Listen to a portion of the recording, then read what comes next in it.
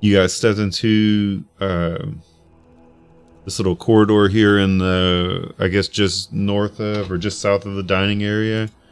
And when you did so, you noticed small protrusions in the dirt. You tried to sneak by, and I believe it was Salt. Then you snuck past one, but when you got to the other one, it gripped your heel. Nat, we can hear you. We can hear your guitar. So you guys had to fight two ghouls that were in the earth. Valkithra and Caspian went off into this little corridor here, heading further south towards the chanting. I believe Caspian was first. As he took a step in, there was a spear that jutted out from the wall. Yep. And I stopped. Pulled me back. Yeah. Shortly after that, Valkithra seemed to have seen something. And immediately pulled everybody back. Was like, no, fuck that. Like, all of a sudden, almost like someone was guiding them. Then some other shit happened, but I'll leave that up to Salt to share once we get started. But that's essentially our quick recap. Caspian dropped out after that for a little bit, and then we pretty much just made our way into this servants area with a well. Correct. Yeah, I was gonna say oh, that's right. Yeah, because his internet took a shit. That's right. I was gonna say, like, he was here. Yep. Yeah, he was here. All just the way not here. to that point.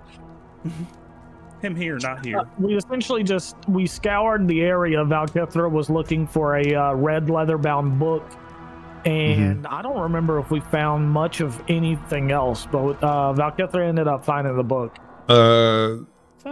Ismark found a ring. I don't remember what I said the value of the ring was, but Ismark did find a little ring. Gold. It wasn't quite that much. I think it might have been like worth like 25 or 50. Sorry, 5 gold pieces. 5? Okay. Okay. Yeah, so it's just like a tarnished like gold ring then. And I think that was kind of the end. Somebody, Trevok, found something crazy in his when he opened it up. There was something nutty in his room. But that's pretty much everything. The majority of what was in there were moths in larval stage, and blankets and sheets and things like to make the bed that had been chewed up. Also, on top of that, Thand, for some strange reason or another, wasn't quite really addressed, started kind of raging on a bookshelf. And really, for the lack of a better description, there wasn't really an explanation for it. He was just like, fuck this place, fuck you guys. Than no likey bookshelf. Yeah, exactly. Than no likey. His intelligence really starting to bring him down now. Mm-hmm. It's not even my worst stat. All these vowels and adjectives and letters. Yeah. Astro's just got the first run off a wild pitch with bases loaded. Nice. I don't know what you're talking about. Baseball doesn't exist in this world, so. So pretty much out of nowhere, Than was like, motherfucker, and like just started like beating the shit out of this thing and like turning the table over and the whole nine. It was kind of just an ordeal. So from there, can everybody move their characters? Has everybody been pulled in? Let's see. I think Trevok is the only one that we're missing. Yep.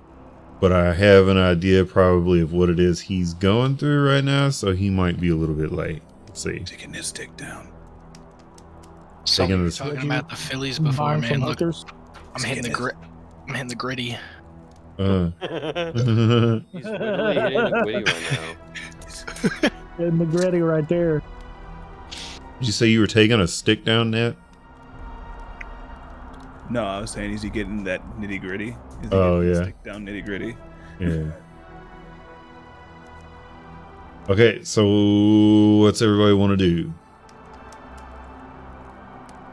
We pretty much turned this place on its head the last time we were here. Excuse me. Salt kind of stepped off into the room, seemingly like he was talking to himself or to herself, whatever, how you want to refer to the character. And then that was... Identifies as a female. Okay, okay. Valkithra was talking to herself, seemingly, and pulled out an axe and just kind of swung it in the air. And that's pretty much where we left off. So if you'd like to question her about that, or if you like to say, okay, well, you're fucking weird, just let's get out of here, either or, however you guys want to start. I peek my head back into the door and says, are you guys fucking around again? Yeah, is everything alright in there, Valkithra? I just had a moment with a spirit of whom I believe can aid us against whatever vile creature exists in this area. Aid us how? You see Caspian approaching you. It seems that the spirit itself was filled with vengeance for the one that turned him into a spirit, I guess you could say. Tormented him, his family. His family was killed by this person. I don't have a name. I believe it's a female. But more of what goes on in this house is why there were cannibals and food and thighs being eaten on. I'm sure Trevok knows well. Yes, boo-hoo. Okay, details. Who does she give you a name? I don't have a name, no. Okay. But I do have a message for her. That was leading you to this book that you were looking for? That is correct. I believe that is what stayed my hand on Caspian's shoulder that got us away from that trap earlier. So she is the reason why I'm not a shish kebab, as you say. Well, no. The male figure is the one that asked to be taken to the woman. So he is currently residing in my axe pommel as a spirit of some sort, I believe. Okay. So where do we go? The female is what we're looking for. They seek vengeance. Well, sorry, they seek the female first, and eventually revenge, probably. So, Lidon, where's the female? That I do not know. I assume further below. I don't know how many levels to this house we've been in so far. Does he have an idea as to where he last saw her, where she was slain, anything? So, mind you, while all of this is going, the chant is still happening. The one must die, one must die, one must die. You can still hear it. Same as you did before Salt had a vision to turn and come down here. I mean, besides the static death chant is the background, we don't have much to go off of in terms of direction. So if you have suggestions... That is correct. I unfortunately do not have a suggestion. This was the servants' quarters from what I understand, and this is where they all resided. Unfortunately, it seems that the one that I was speaking to must have died at some point, but was in some manner of undeath where he was just a spirit. Ask the spirit question for me. Did his woman have a specific scent? Any particular nom de guerre? Anything? I ask my axe pommel. Do I hear a reply? Do you pull the axe out before or after you exit the room? Oh, I would just say I probably still have it out if everybody saw me like swipe at the air. Okay, And give me a perception check. All right, let's use second. Actually, as a matter of fact, everyone that's standing around there could give me a perception check. Right around Valkithra? Yep. Check that bitch. Right there. Yeah! Oh, I'm killing it on those perceptions. Tell me everything. Come on, Thand. You can do it, Than. Come on, Thond. Perception roll. Okay. Hey, happy birthday, fucking Trayvon. Oh, happy birthday, What's up, my what's up? dude. Yo, what up, dude? Happy birthday. Birthday, Trey boy. You done dealing with all that bullshit, I'm hoping? No, I was taking a nap, dude. Oh, even fucking better. All right, well, yeah, go ahead and log in, dude. I'll portal you in. Yeah, let me grab my shit. And then I need you to roll perception like as quickly as you can, All right. or I can roll it for you, either or. Come on. 19.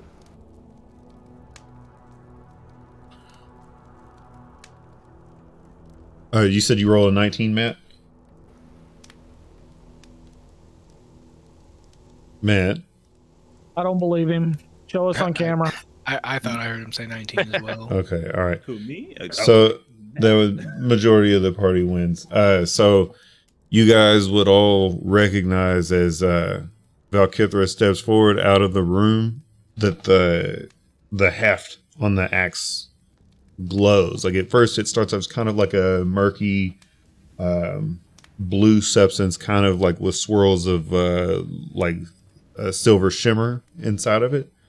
But as she kind of steps forward, it illuminates for a quick second and then glows brighter before, but the glow itself seems to fade a little bit Ian is the as she stops moving. Oh, okay. So like as she stepped forward and it lit up, and then she quit moving and it's dimmed out now. Okay. Is it giving you the like hot cold treatment? Maybe move it around. Maybe the light changes as you get closer. I'll hold it out first to the left of where I'm standing and then to the right and see if I get any bearing from it. Okay, so facing with your back to the door, as you move it to the left, it becomes a dull green color.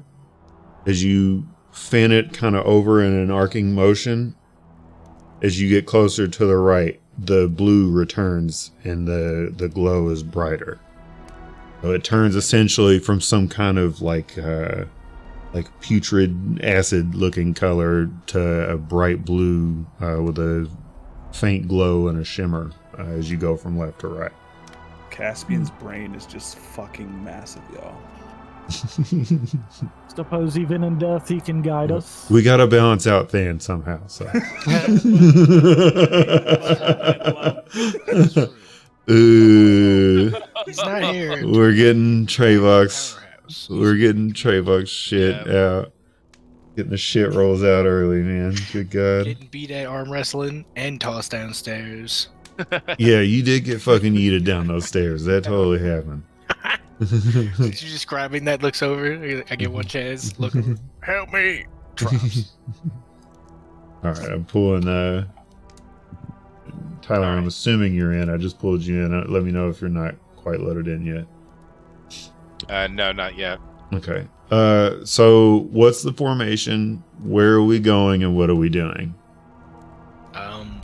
Because I think that's how we're gonna move from here on out. We'll pick formations, and we're all gonna move as a group, so we don't have sessions where it's like everybody just trying to get through a hallway. Caspian's third in the order. Third in the order.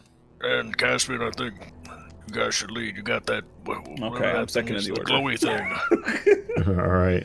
The glowy thing. So Valkithra, your party volunteers you to go first, or do you? Yeah, no, that's Just a fine. suggestion. Okay. I mean, he's got the glowy keep stick. it out with the axe out. I can see in the dart, all those good things. Not gonna lie, you're gonna have to go. You got the glowy stick. Exactly. Take us to our fucking leader, dude. Where we going? All right. So let me go ahead. I'll pull everybody into formation here really quick. All right, and so then we'll get to I'm moving. still waiting on GM. Oh, yep. Let me pull Trayvon in while we're doing this. In the nether space. All right. And I think my lasso got everybody. Give me one more second. I'm gonna try and kind of. Okay, yeah, it got everybody but Trebot. Perfect. So we're just It's gonna funny seeing kind of everyone move at once. It'd be kinda sick to line. do. If you ever do a party or like a campaign that has like a hive mind type shit, you just group everyone. That's what's happening. I wish there was a way to like rotate. I guess I could just set it. So talk to me then. Are we stealthing? Are we just walking as a heavy crew? Like, what is the... Somebody describe to me how the party's moving. We're moving. The light is gonna be our kind of, I guess, flavor tester in terms of like where we are going to be leading towards, like either left or right. So we're going to be moving slow enough to see the changes of light as we move the axe on certain junctions. Valkithra, are you stealth or are you out in open sight? I'll be open for a little bit. Okay. Caspian, what about you? I'll keep an eye out for traps and stuff though. Okay. I mean, we are literally the other nasty body of the angler. We're stealthed. He is what he is. Okay. He's bait at this point. Okay. So I'm assuming we're following the... I'm guessing we're going to the right. I'm getting ahead of myself here. The light turned blue as he pushed it to the right. Are we going to the right or are we going to the left? We're following the light. Yeah, we're following the light. Okay. So as you make your way up the stairs, the light continues to grow. The one thing that you notice that's odd about the light is that even though looking straight at it, it's incredibly bright. Like as you kind of ascend this next staircase, it's nearly to the point of being like, the equivalent to a torch. But as you look around at the walls, there is no reflection of light. There's nothing that would illuminate, or if you were to look at it, it looks incredibly bright. But looking at the surrounding area, there's nothing illuminated. Oh, okay. We continue up once more. And it's still just growing brighter as we're going. Yes, like you're currently on a path. If you're telling me we're just following the path that leads us bright, like as you move closer and closer and closer, it's glowing brighter and brighter and brighter and brighter. Do you wish to continue down that path? Let's keep going. Okay. So become the morning sun. You would notice that the light would bring you back in. Oh, Jesus Christ. Bring you back into this room. Now, when you step into this room once more, you give your axe a quick wave left and right, like a metal detector. Exactly. And you recognize as you kind of fan it around that it glows brighter down this hallway. But as you stepped through here last time, about right here, a spear shot through the wall. Yeah. You take a moment to reflect on that, and you let out a heavy sigh. And as you let out that heavy sigh, that spear once again shoots out from the other side, and you can hear it dig into the clay earth over here. And it sticks for a second, and then you hear it slowly winding. You hear something slowly turning in the wall, and the spear starts to retract back into the earth next to you, into this wood pylon. What would you like to do? Do you want to try and figure out a way to get past this? Or do you want to go to the left where you can hear the chanting coming almost where it would be too loud to recognize anything else if you were to go with an audio cue? Is the spear that's jutting out, is it a wooden spear with a metal tip, or like is the whole thing metal? No, it's wooden with a metal tip. I want to actually see if I can just as it extends out and sticks to the wall, and for that moment that it starts to slowly retract, if I can just hack it off with my axe and like actually then get rid of it. Okay, so you wanna bait the spear back out? I do. Okay. So as the spear juts out the first time, you freeze and you hold your breath. You watch this thing, you study it very intensively. And once you finally see the very tip of that spear disappear back into the wall, you let out a sharp exhale. And it takes it a second, and you almost think to breathe again, and as you draw your breath in, the spear juts back out into the wall once more. Slowly starts to come back. I need you to give me, give me a weapon attack. We'll do this thing like it has DR. Give me a second. Not great, boys.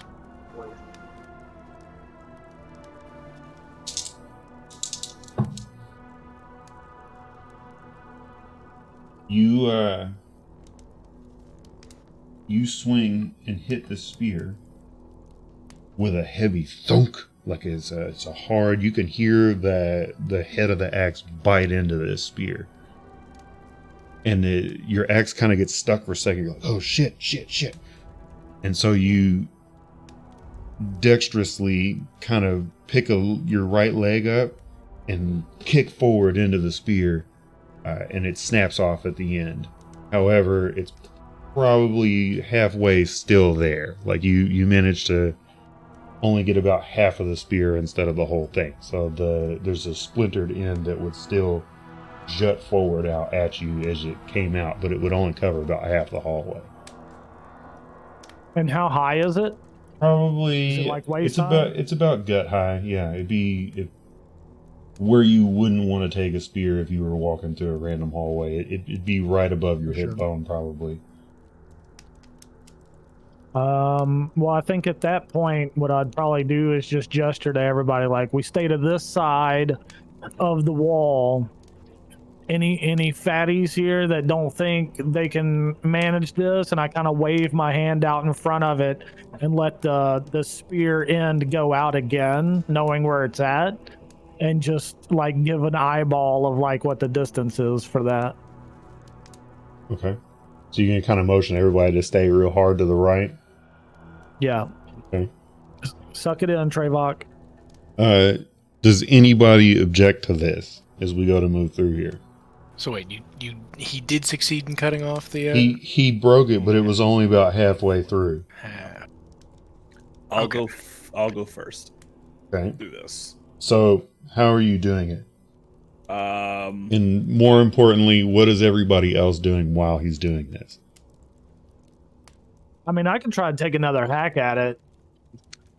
I don't think it's gonna change the directory that much. No. Yeah. And if it's like, we're gonna need to do this with, if we don't have a 10-foot pole, we're just gonna fucking have to pray. Okay. I have a hiatus.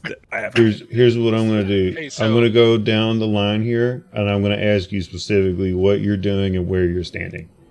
So, Nat, what are you doing and how are you doing it?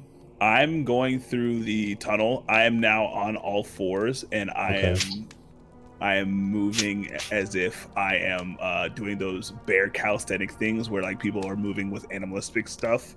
Okay. And, so you kind of have like your hips kind of high, but not high enough, like where they normally would be. Okay. Yeah. All right. And, my hands are gonna scoot forward, and I'm gonna try and feel for any shifts in pressure or like change in material, like any etching or anything like that as we're moving forward. And I want to find out what the trigger is for the first one, and then see if I can find the other triggers as I go through. Okay, I'll come back to you with that. Thand, what are you doing and where are you standing?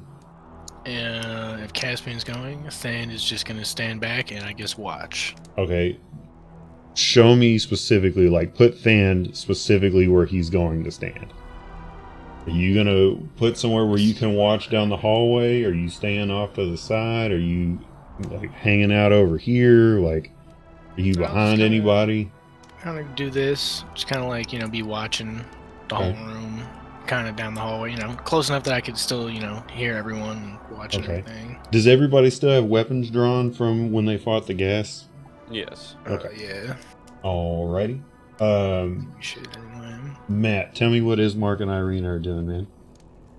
Where are they standing? How are they standing? Are they in front or behind anybody? One of us is going to come watch over here to the path to the left where you said the chanting's a little louder, just to make sure nothing slips on us from that way. Okay. And which I one? have a dumb idea. Irina. Okay. All right, and then let me hear your dumb idea. Yeah. So, there's a bench and a table in this other room over here. Could I possibly use that bench to like block that spear from? Yeah, absolutely.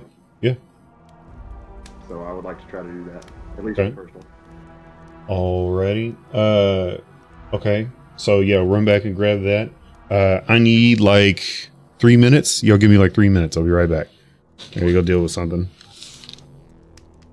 Lay down. Everybody else think about what it is that you're doing and where you're going to be. And if anybody's going to move with Ismark, now would be the time to go move your characters over to do that.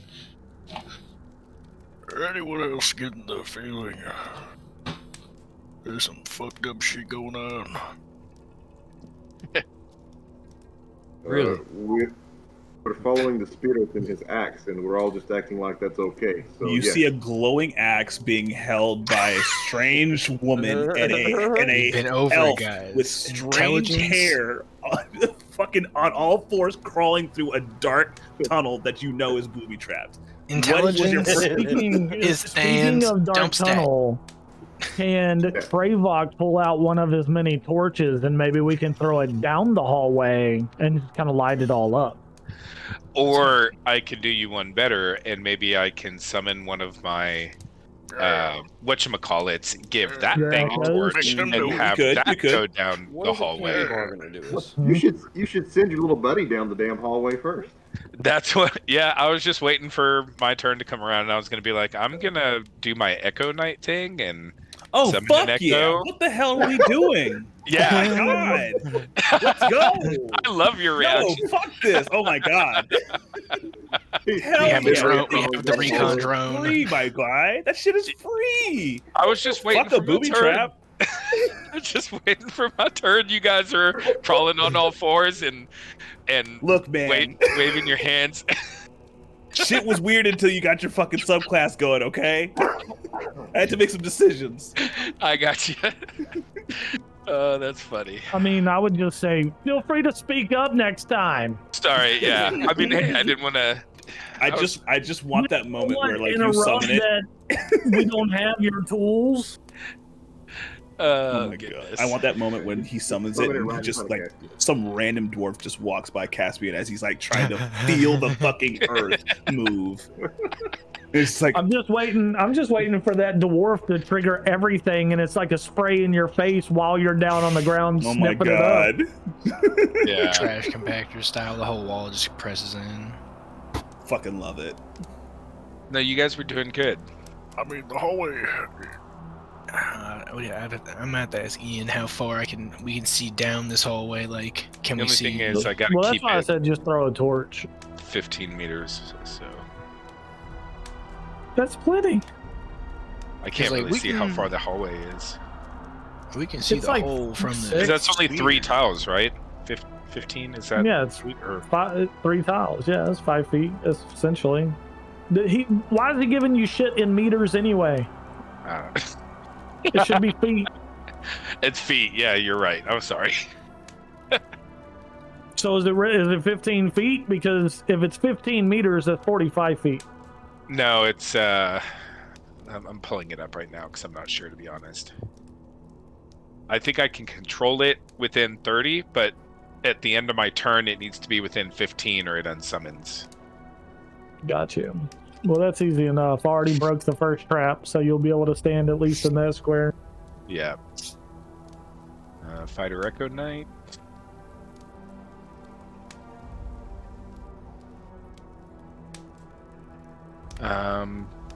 He has to be within 30 feet of you. Yeah, 15 feet.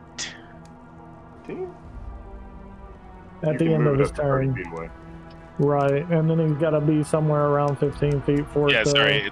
Yeah, I can have it move within 30 feet of any direction, and I can swap places with it at a cost of 15 feet. Sorry. Oh, So I got to keep it within 30 feet from me at all metagaming. times. I'm metagaming that later. Y'all, I played Echo Knight in a game up to like level 6, and the amount of game break this class brings to the game is so stupid. It's I've been fun as reading a hell, lot into but it's 5e. oh yeah, it's disgusting. I've been reading a lot into 5e, and they say pretty much around like level 8 or 10, the player characters can do so much stupid shit, it's unreal. Yeah. I like it. Oh, but so it's true. Players get to do some stupid shit, but give a DM some kind of like, I guess, creative Legendary bias resistances. and some legendary resistances and some fucked up puzzles. Like, oh my god, it's so good. It can be real good.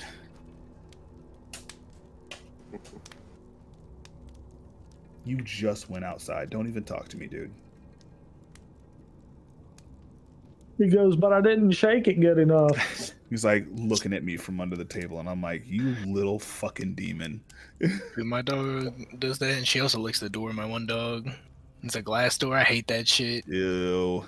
Yeah, yeah, and she doesn't stop. Like when she wants to be let out or when she wants to be let in. All of a sudden, you hear like the tink of her teeth off it. I'm like, oh, like doesn't that hurt?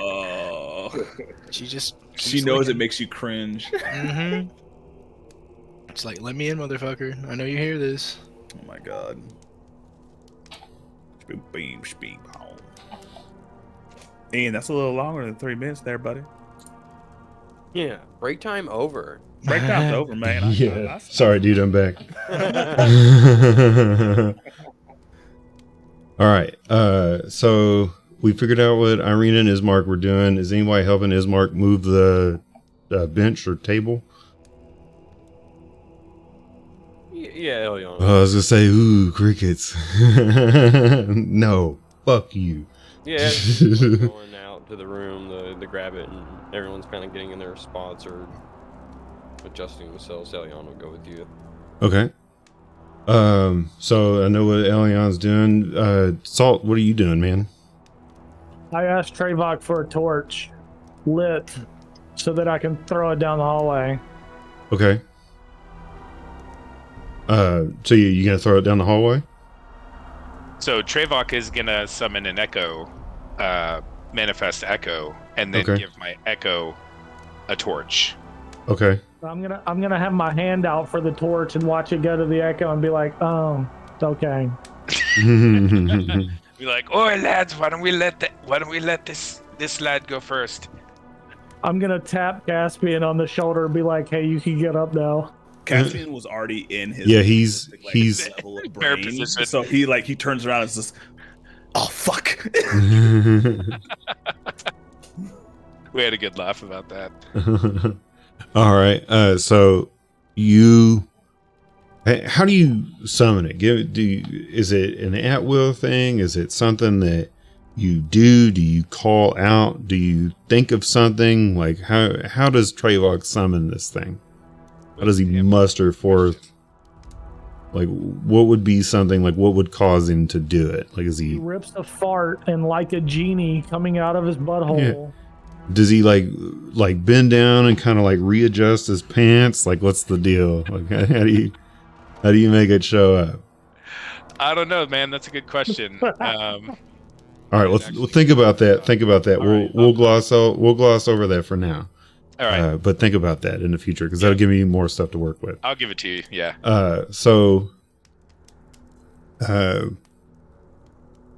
The shadowy figure from the dining room manifests next to Trevok. And he just looks at him. He's like, "Hi, good morning, lad. Glad to see we're still well, eh?" And it seemingly a part of you reaches his hand out. He's like, give me the torch, lad. I'll guide you through here as I guided you through life. Shit. Wait a minute. Guided him through which life? Because he's dead, ain't he? He didn't specify whose life. He just said, I'll guide you through here as I guided you through life. I mean, you can ask that question out loud. You can get your answer. we got two dead spirits guiding us right now. That's my point. Yeah. This is great. It's like we can't focus. We can't. I'm sorry, I can't stop laughing. You're good. It's like we can't focus on that now, lad. Like we just gotta get the fuck out of here. Like, here, take the torch. Take the torch, and I'm like handing it to him. Okay. Do you direct him in any way? I'm gesturing him down. I'm like pointing behind him to go, I guess, like down the hallway, or at Okay. least from where my camera view is. So you're just gonna like point him down the hallway? Yeah, I'm like check the hallway. Okay. That's all you're gonna tell him is check the hallway. I'll hold my axe out to the echo. I can't remember his name. And I'll say, be careful though. There are already traps. There may be more. Okay. So At he least warn him. But I guess the face on Valkithra is like puzzled. Like, does he even need to know this information? Is he something that can like be harmed? So her face is just covered in confusion, even as she's giving it advice. to an extent, it would know some things. It probably wouldn't hurt to be detailed and dealing. It's because it's a manifestation, but it's not just him. All right, lad. Here's what you do. You take this torch. You put it in this hand. You go down this hallway, real slow, like, right? You look for anything out of place. You look for anything you might step on, trip over, rub against, whatever. And whatever you do, don't touch it. Don't touch it. Just let us know. Can you do that? Like trying to break it down Barney style is what I'm trying to say there. So he very basic, detailed instructions. He just kind of looks at you for a second. He's like, "Hi, lad, I'm not dumb." And just he goes to take a step into the hallway. The broken spear tip juts out, and it stops nearly at the tip of his nose. Oh,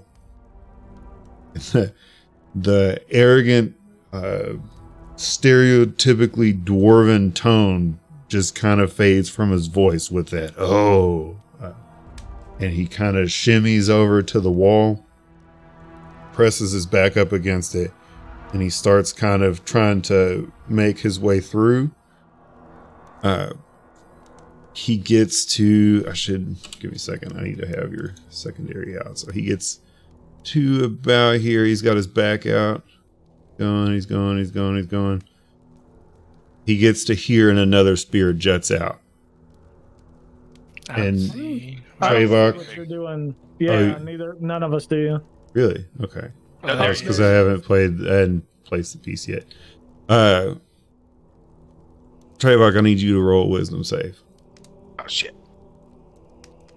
I want to watch his feet. Is he hitting like a pressure plate as he's going by, and that's what's triggering it? Give me a perception. Or I guess from what happened earlier. Both of you give me a perception, then. Yeah, both of you give me a perception.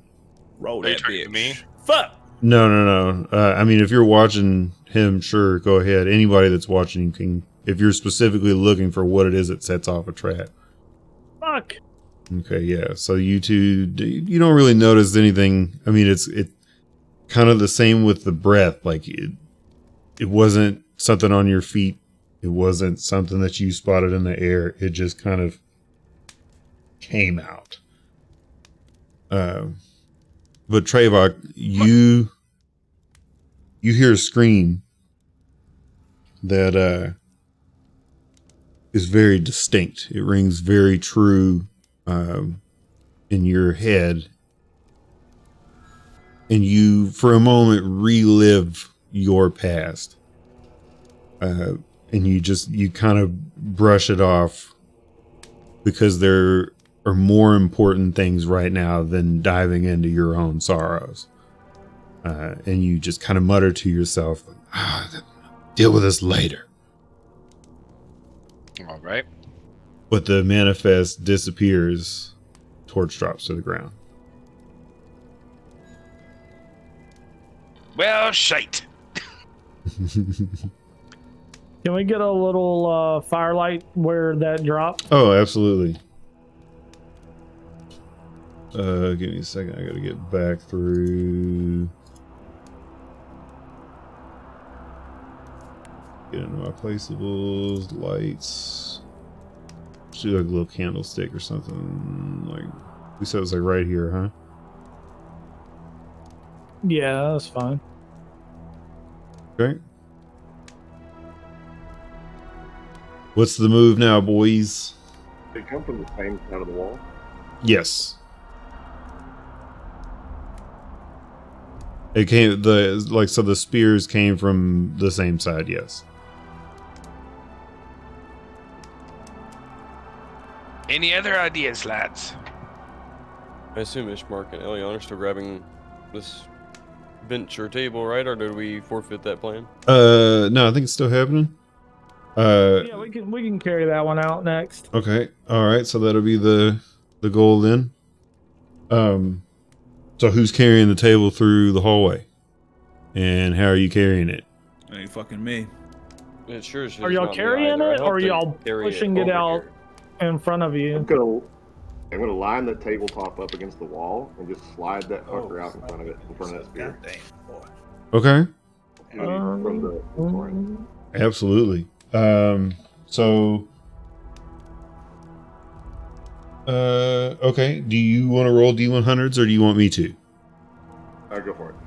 Okay. Go run a D100. You said me go for it? Yeah, go ahead. All right. Call it high or low. All right. Yeah. He made a plaintive grunt. You get to the first spear, and it hits the bench. And it manages to pierce said bench and splinter the wood. It doesn't necessarily come all the way through and hit you, but one of the, we'll say 3 planks on this bench where the seat would be is broken now. Do you wish to continue forward? I'm starting to question the integrity of my plan, but yeah, absolutely. Okay, all right. So we'll move up to the second one where Baron just got impaled. Would you like to roll or would you like me to roll? I'll roll. Okay. I'll call it low. I got a 6. Perfect. All right. You step to where the torch is, just over it. And before you can react, you hear a loud thunk. And you recognize, after kind of taking it like a quick breath, you push the bench up against the wall and you're shaking. Hoping, because you haven't even had a chance to look down yet to recognize if you're still okay. And as you're shaking, you can hear the tip of the spear clanging against the earthen wall and scraping against the bare stone. And you kind of peer around and you look at it.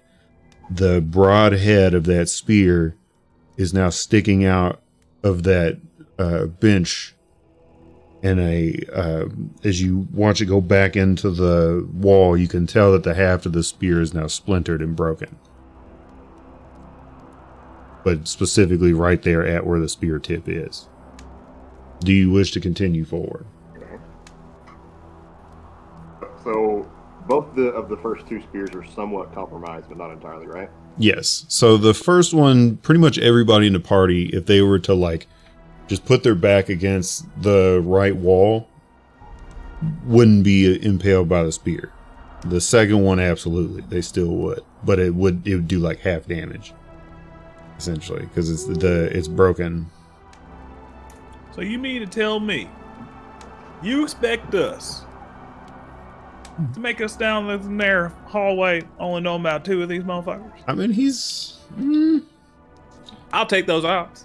yeah, as I say, he's about Next spear's coming from the other side of the damn wall, anyways, right? yeah, he's Bang on. he's about I don't know, a little less than halfway. Oh, Ismark, as you're doing That sounds this, a lot like another term for are 3 you quarters. where's your attention focused at? my attention. Oh well, Ismark's attention. Like, where is he? Just looking at the back of the bench? Is he looking at the wall? He's staring at those walls, waiting to see what's going to impale him, and then yeah, he'll push forwards. Okay. So he kind of waits for a second, and the spear tip shoots out again, but it's just a loud thud followed by that same slow grinding sound as it enters back into the wall. But the thud is just wood on wood. It's more of a thwack than anything. And the tip now of that broken spear is just kind of splintered, and it's a little more flattened than it was a moment ago before it jutted back out. What's the next move? No! Sorry, my dogs are going to turn my tape over. 1 second. You're good, dude. Let's fight off the beasts. Yeah. Man down. Back, I say.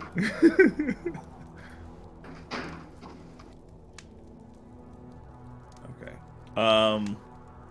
So this hallway is pretty much like probably 2/3 of the way diffused. We just have to go ahead. Probably about 40%.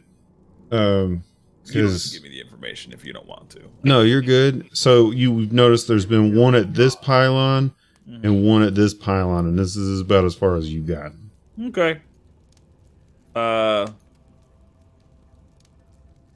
Caspian's gonna look at the group and say, I'm gonna try something and just fucking go for it.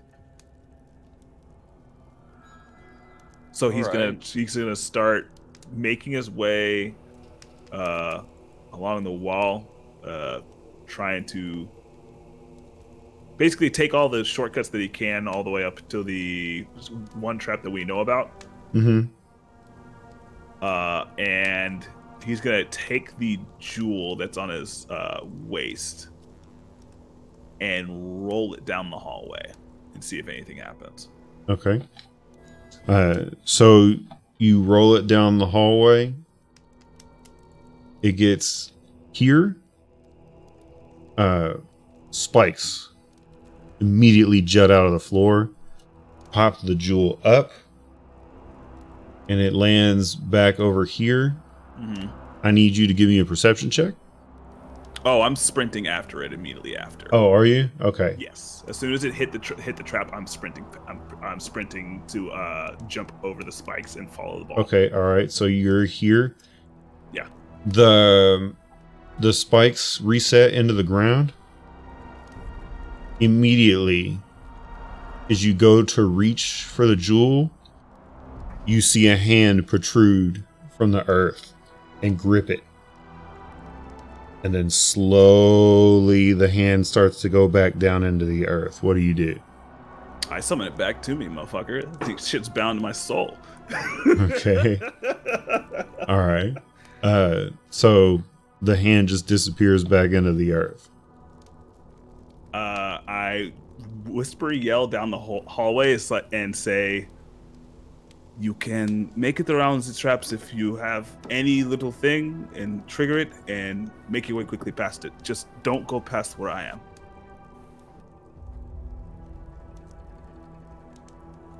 And I'll I'm gonna follow wait him. for the rest of the group to pony the fuck up.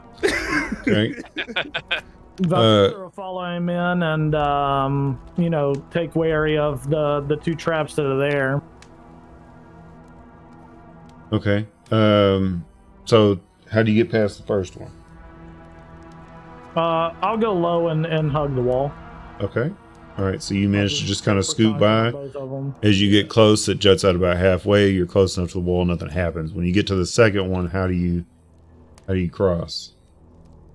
I'll low crawl that one as well. I know that it comes out a little bit further. All right. You hear it jut out over your head as you crawl through. You get to about right here. And at the guide of Caspian, you look down and you see that though it still looks earthen, it's almost like a grate. There's a section of like checkered pieces essentially, where the floor is missing. What would you like to do?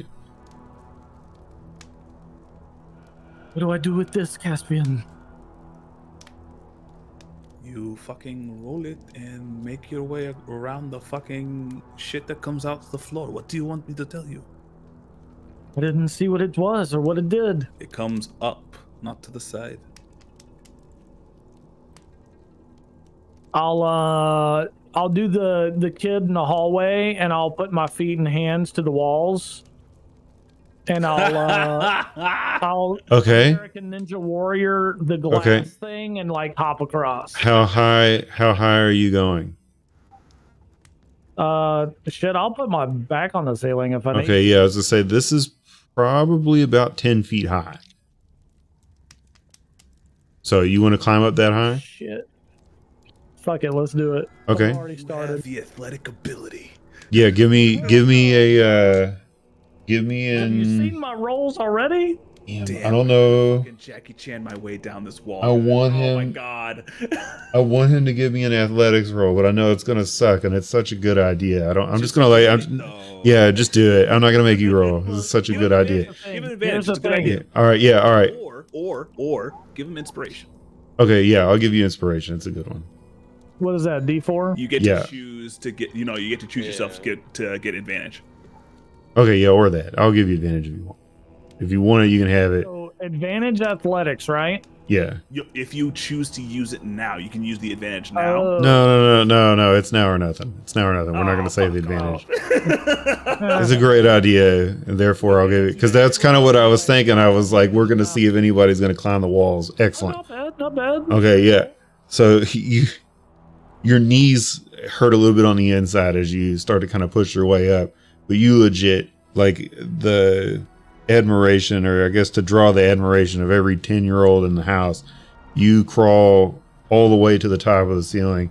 You've got your head bent down, and you can feel the roots from the plants above, or I guess the where the trees used to be above, scraping against your back. The spikes do come up, but they're well below you, and they don't bother you at all. Where do you wish to stop? What the fuck did I click on? Oh, text. I'll just end right next to Caspian. Okay. So you'll just be like up on the wall, like over the spikes? Hell yeah. Okay. Who's next? Wait, what? Are you literally like up on the wall? Yeah, he's up on the wall. Spikes? Yep. Sick. Incredible. So whoever would go next would see spikes jutting up out of the floor underneath Valkythra, who's currently just kind of like spider crawling her way across these, like I said, to the envy of every 10-year-old kid in the house.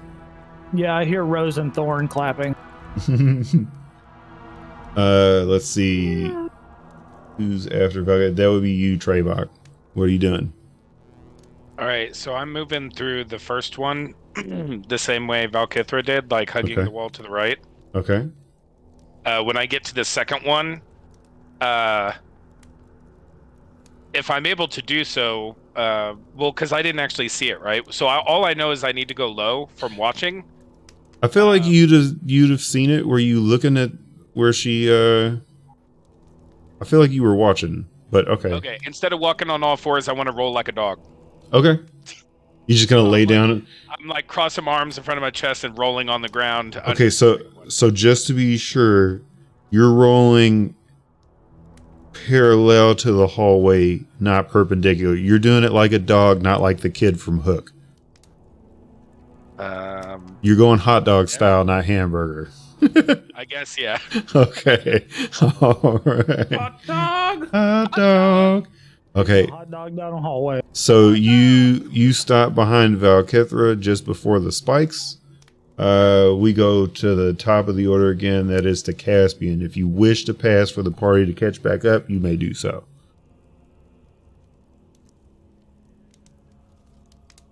Nat, Yes.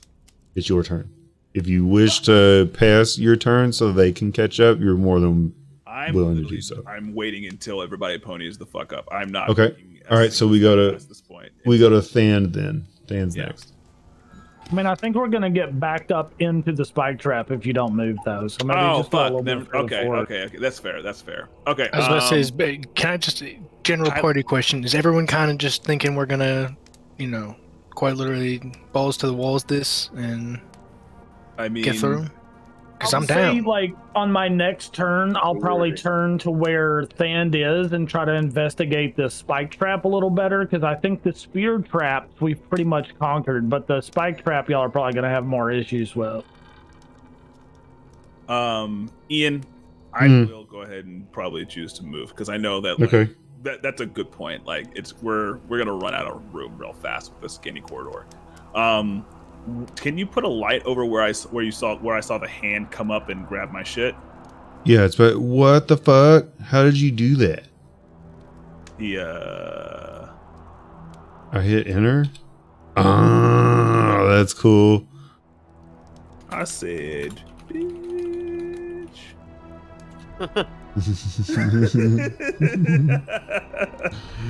Oh man. Okay, perfect. I'm going to fucking hell. Fucking fart noises. I'm gonna use the same trick, honestly. I'm gonna go ahead and roll the ball this time though. This way? Okay. Along Yeah, the wall. Are you gonna toss it out in front of you? Like, are you gonna kind of like lean? Okay, yeah, but are you leaning? Like, I'm what's the leaning around deal? corner and rolling it Spear that through way. the head. Yeah. Okay. Give me a second. Like a bowling ball. Like a bowling ball. High or low, Nat? Always high. Good call. Yeah. You lean forward. You throw the ball to the end of the hallway, but you notice nothing trips. Nothing changes. Okay. I'm gonna rebound. I'm gonna kind of pin my wall up against. And to be fair, this thing that we're talking about that's soulbound, this is a part of your bow, correct? So you do not have your bow. Okay, so you do not have your bow drawn currently. Correct. Okay. Correct. All right, Yeah. just making sure. Yeah. I'm gonna put my back up against this wall right here and use it to springboard against this wall here, and Okay. then use that to jump forward over this square. Okay, I need an acrobatics check, but I do like it. But you got to give me an acrobatics check. All right. Where is fucking alchemy? There it is. Acrobatics. Mm-hmm. A moderate DC, we'll say. Oof. Oof. Oof. Oof. I have a +6 to that. What did I roll? A 5, obviously. Jesus. If you rolled an 11 with a +6 modifier. God. Oh, man. So, All right. What? you press your back up against the wall, and you start to kind of like shimmy your way up, and you walk up the opposing wall. You press your hands out, and you go to turn. You've now stretched yourself out. You're like relatively horizontal, but you're at kind of a weird angle. And it kind of dawns on you, there's really not a good way to get yourself out from this angle, but you decide to try it anyways. Mm-hmm. And you go to kick off of the wall and slip and fall right where that hand was. Merit. You immediately try and push yourself up and realize that you can't. Something grabbing me. There is something, it's gripping at your shirt. You can feel its nails through the shirt against your flesh as it's like trying to pull you into the mud. I still have a Misty Step. Can I pop that bitch? Sure. I don't. You know what? No. You know what? I'm gonna try and fucking break its grip if I can. I don't know if that's an action that I can take on this turn though. Since I did just kind of like try. Yeah, let's save it. Let's save it for the next go round. Cool. But that is an action you can take for sure. Okay. So Thand, you hear some scraping and scuffling. Nat, does Caspian make any noise at all when this is happening? I oofed and merited. Like, well, I mean, like once you recognize that something is holding you.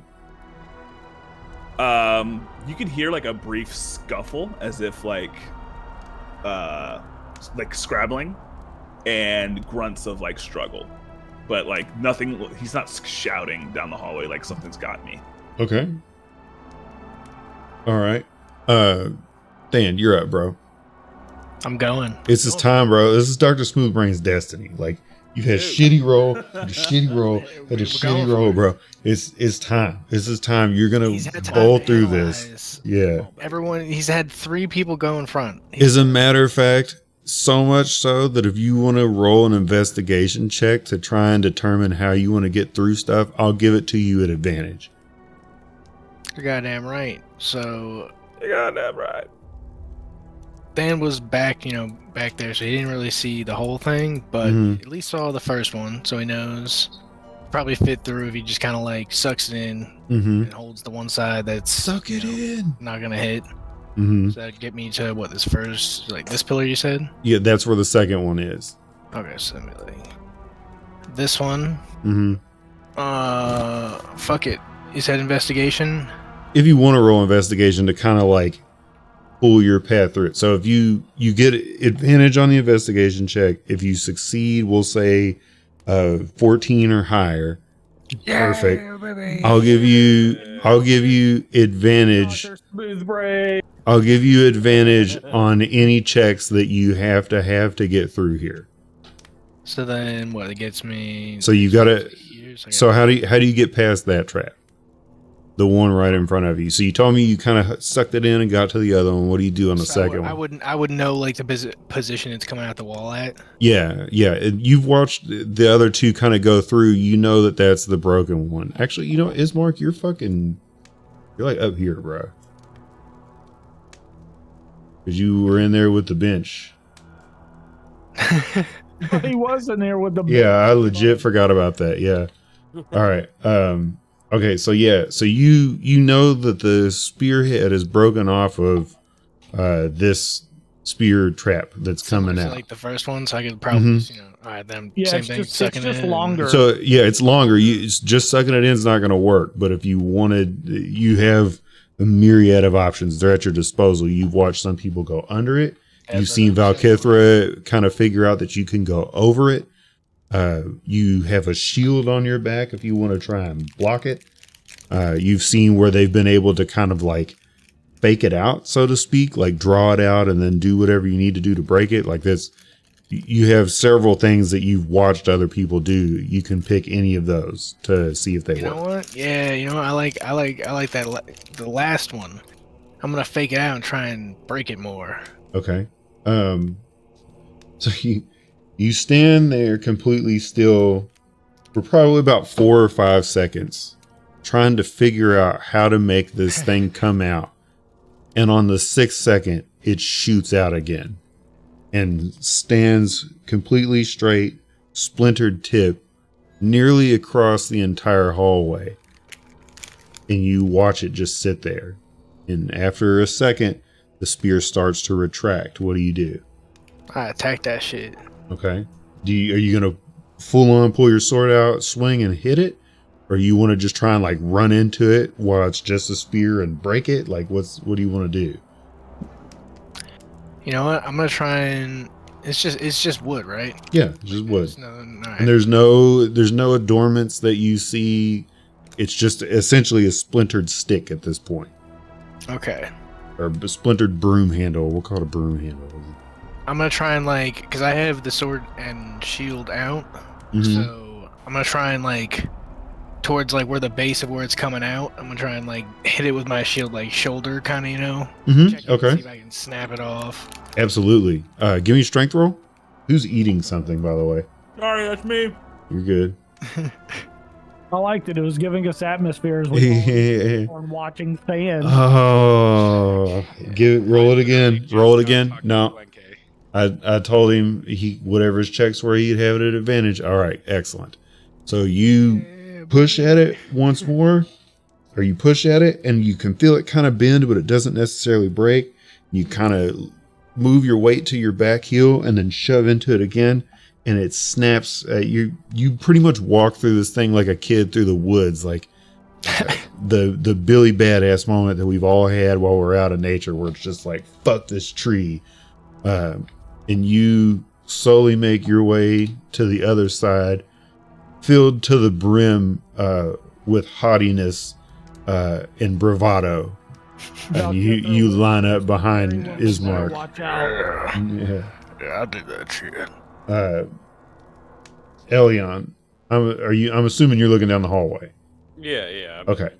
So you watch your brother pretty much just like Hogarth his way through this thing. Yeah. He's not quite far enough away for it to stay in the wall. The spear juts out again, but you can tell from looking at it, it sticks like maybe 9 inches out of the wall. He broke it pretty close to the base of the spear. What do you wish to do? I'm just gonna stick close to the right the entire time. Oh wait, Okay. can I do one more thing? Save it for your next turn, because I've got to get Ismark is kind of stuck. You guys are kind of all piling into this hallway here.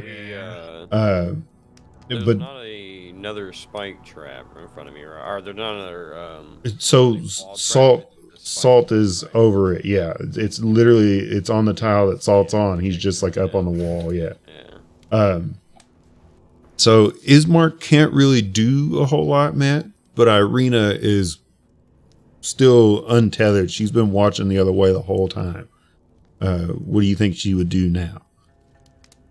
I mean, I think she's probably just gonna keep watch over there.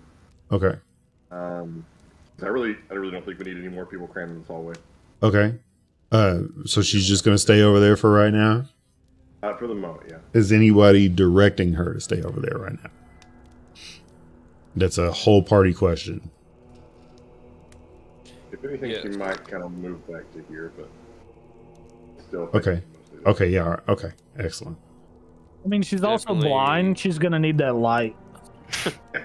Yeah, as the torch light is Damn going away, humans. she's staying within that range. Okay, all right. Yeah, she'll start stepping back in. Excellent. Okay, so that takes us back to Valkithra. Valkithra, you just watched Caspian try to one-up your Spider-Man abilities, and it failed tremendously. However, you notice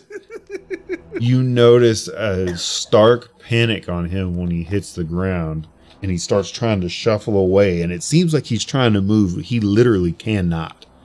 So what do you do? Okay, quick question. Mm-hmm. Have I watched him long enough that he's wrestling with the ground that I know he's stuck? Or does it look like he's dusting himself off? Like No, he's floundering on the ground, but it's his limbs are floundering. Like as you see him try to posture up to move his torso, his torso does not move. But he moved to right here, right? So I can occupy his space? Yes, yeah, he's currently right there and prone. I want to move to right here and drop down, and then seeing him I want to put my back to this wall and sit my ass on the floor and use my legs to push him.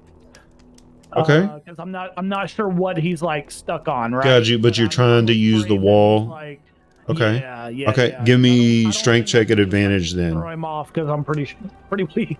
Yeah, give me strength check at advantage then. I'll give you that because you've got some leverage. Right. No, it's cool. It's fine. Oh man. It's all good. Yo, also, I gotta call out the use of the word tight. I was coming home from the store earlier and was like, it's been like 10 years since I said, man, that's tight. So, I was thinking about that word today, man. You're reading my mind. All right, so,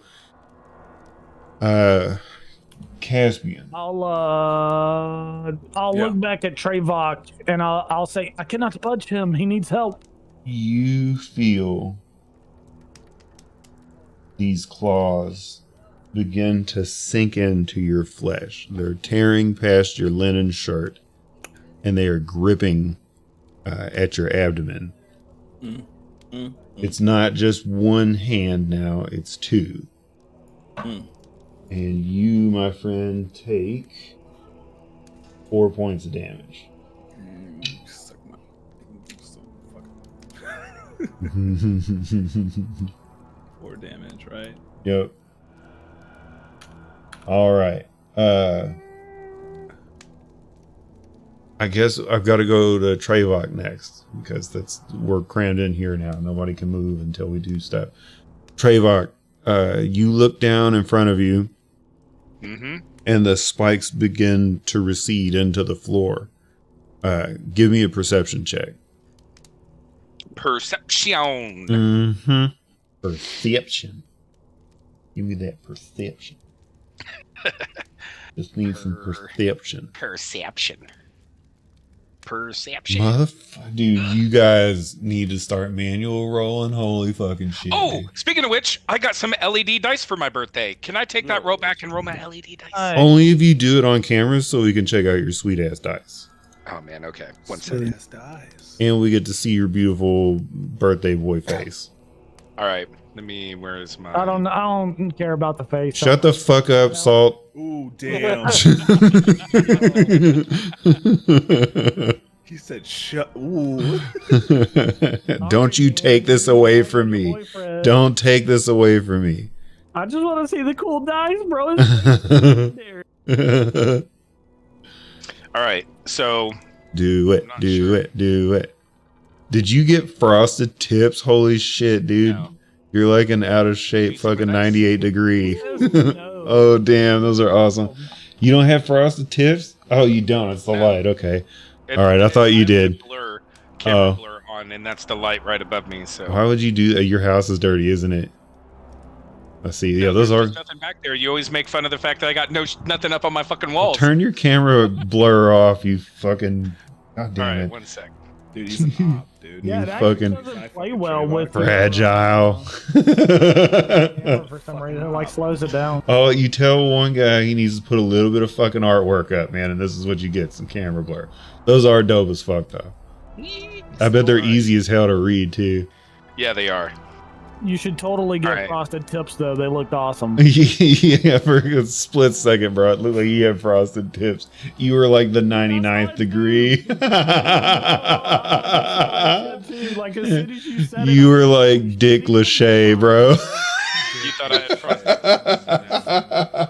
Yeah, like, lean to your left a little bit. There it is. There it is. Yeah, there it is. Holy shit, you look like you should be wearing no shirt and a fucking combat vest.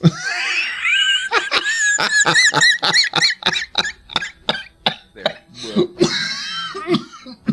Fuck your couch. Oh man, no, you're like 8 Mile. Roll your dice. What'd you get? Yeah, roll it. It's just a D20, right? Yeah. Ready, go. Oh. plus whatever your wisdom modifier is. Oh, 12. Okay, excellent. You would roughly gauge that these spikes are probably about 10 inches in height as they start to. Shin. Yeah. Yeah, it's up to my shit. So gauging at their maximum height, what do you wish to do?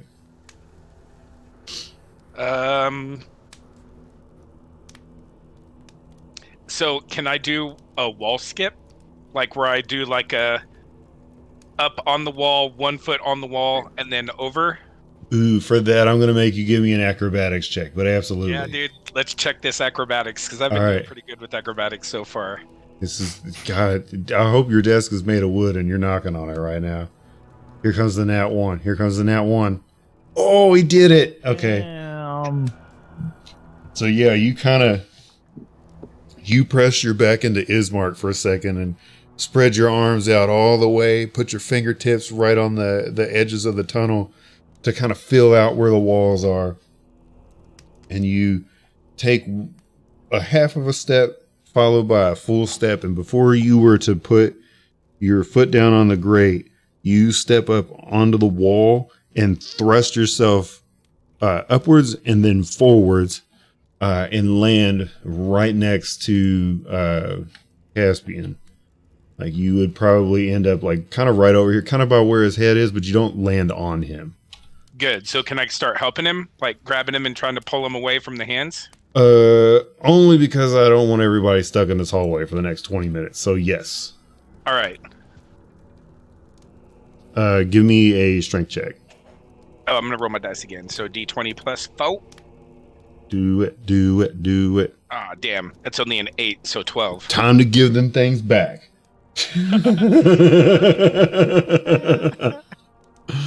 All right. Yeah, exactly. That's pretty lit, dude. I like that. Yeah. That's pretty nice. All right, let me see. Oh. I am just why, dude? Why? I'm not. You know what? I'm not doing it. I'm not doing it manually. I'm gonna soak up some of these shit rolls. Watch, it's gonna be amazing. Okay, perfect. It was way worse than what I manually rolled. Excuse me for having hot hands. We'll save them for later. All right. So yes, you managed to rip. Like you reach down and you grab Caspian by the back of the shirt and then by the shoulder, and you lift him up, but you can hear the linen tearing off of his body. And now, Nat, the only form or semblance of shirt that you have is essentially a long-sleeved vest. As the hands that grip at you, or grip and scratch at you, tear down the center of your shirt. I am the aesthetic that I originally set out to be now. Yay. Perfect. Like a dark-skinned elven Aladdin. Exactly. All right. Not as slimly built. Yeah. Oh shit. Why did that move me like that? Give me 1 second here. So you are no longer knocked down. However, actually, no, fuck that. I mean, we're spending a lot of time here. We're not gonna do that. You free Caspian, and the hands come out to about the mid bicep, just beneath the shoulder, and they begin to kind of like, reach around and try and feel and grasp and grab something. So I need Trevok and Valkithra to roll D100. Oh shit. And then I need you to tell me whether you're high or low.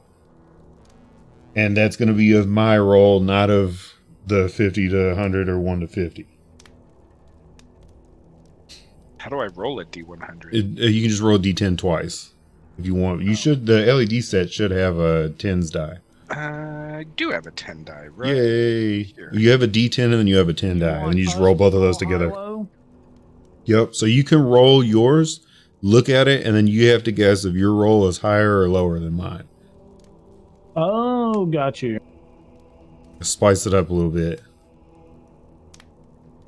So it's 10's place, then 1's place, right? Yep. I rolled a 94. Yep. Yours is going to be lower than mine. Okay. Trevok?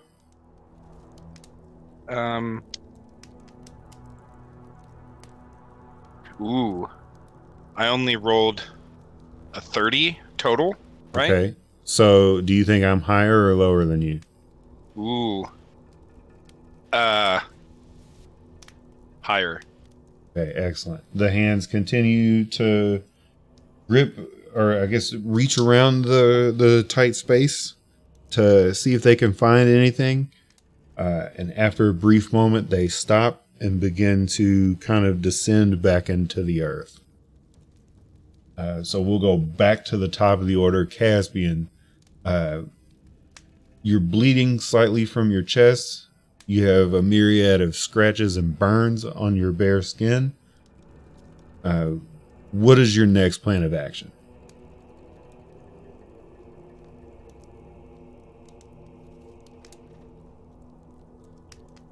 Nat. I was muted. Oh, you're good. So I'm gonna follow the original plan that I had. Now the ball is still rolled down the hallway, so I'm just gonna follow. I'm gonna run up to where it is. Mm-hmm. Which would bring me to, I guess, Mjar. Okay.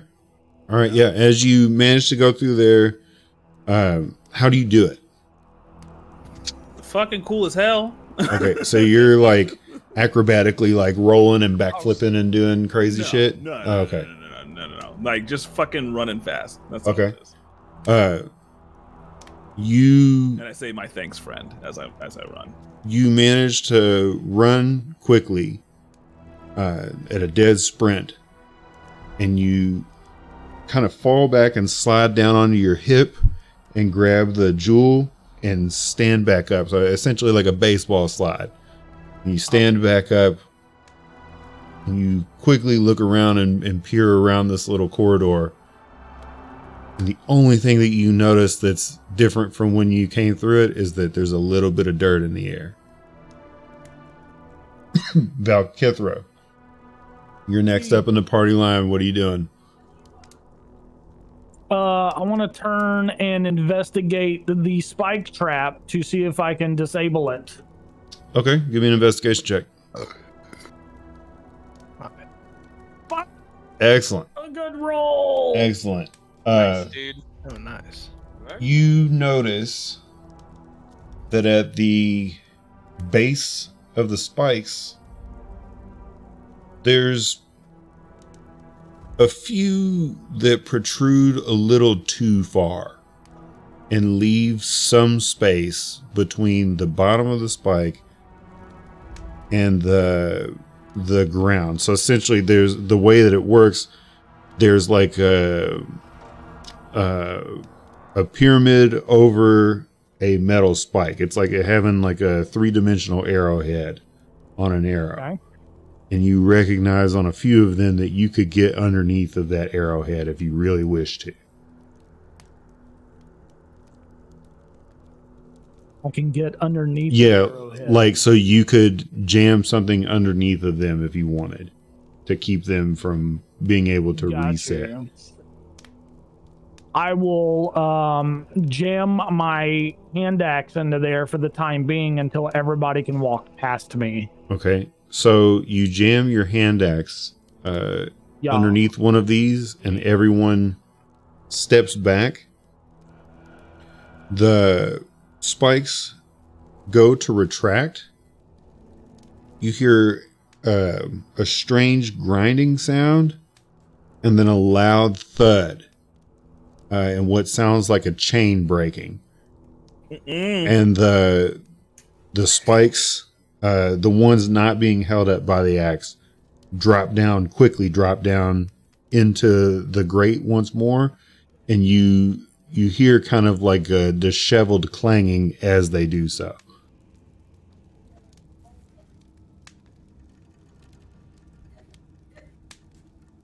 Should be safe, Ismark. Come across. Ismark, do you want to cross? Absolutely. Are you just going to walk across, or are you going to... I have full faith that my friend has deactivated this, so yeah. Okay. All right. So you're not even going to try. You are going to take... I'm just kidding. It's broken. I was like, damn, okay. I didn't No.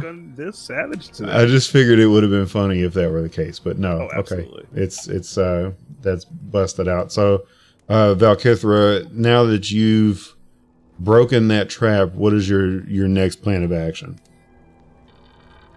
I'll just I'll walk up behind Caspian. We'll start looking through this little doorway here. Okay, Trevok, what about you? I'm just going with the flow, man. Okay, you're going too. Ismark? Or, you know what? Let's speed this up. Is anybody not walking over to where they are? No. Yeah. Okay. I'll walk it through. What about Irina? Okay, perfect. Coming as well. Give me moment. I don't give moments to illiterates. I'm literate. What do you mean? I don't like alchemy anymore. I closed it. I can't. There it is. I don't remember the music I had for it. I don't hear it. Okay, yeah, dude.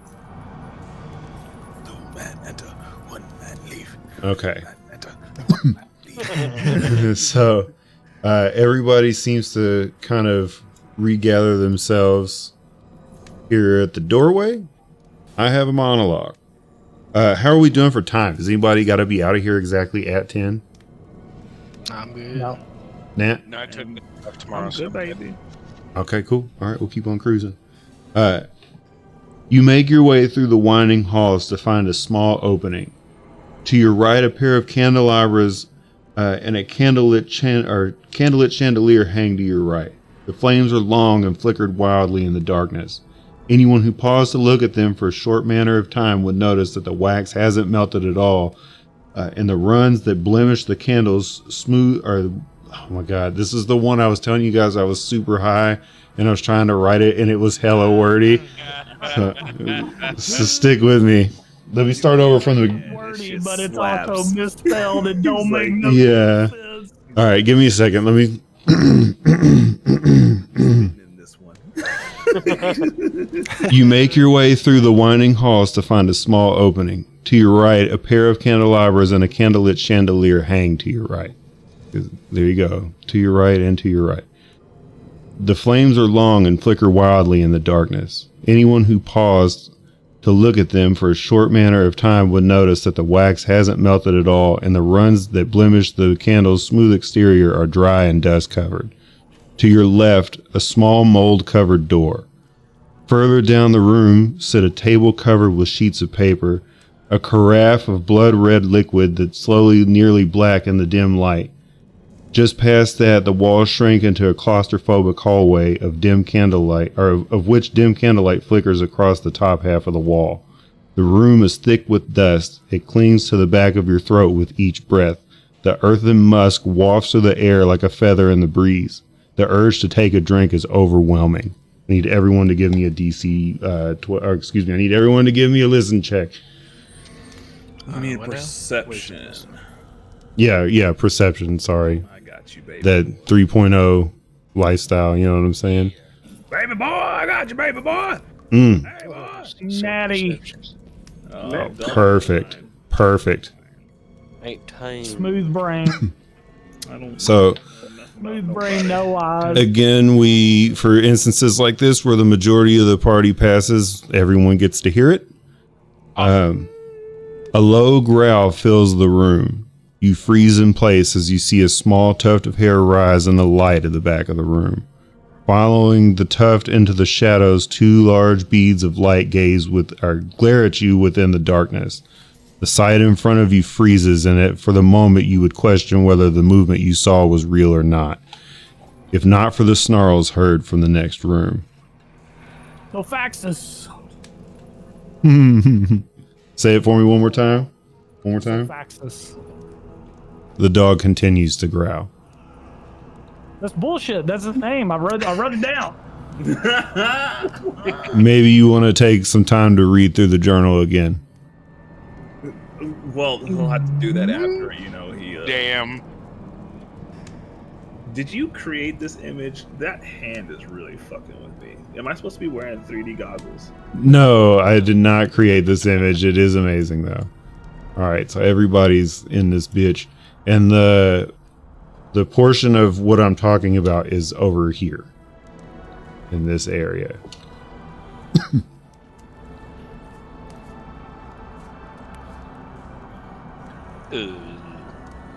So you're gonna yell out Sophaxis?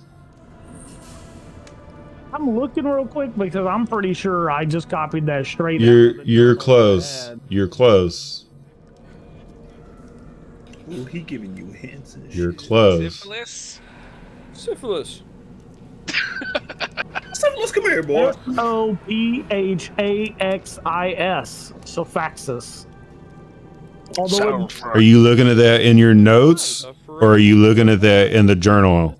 this is in the journal. Sophaxis. Okay, it's supposed to be in R, so Fraxis. That was my mistake. Man, motherfucker. Oh no, you mistyped it not only once But twice. in the journal entry. Okay, excellent. I'm struggling, man. Struggling. Yeah, we're doing it live. He was high when he wrote that one. Yeah, I'm telling you, dude. That was the whole time I was sitting here. I was like, "Oh God." What? Yeah. So the dog, for a second, stops growling, and the two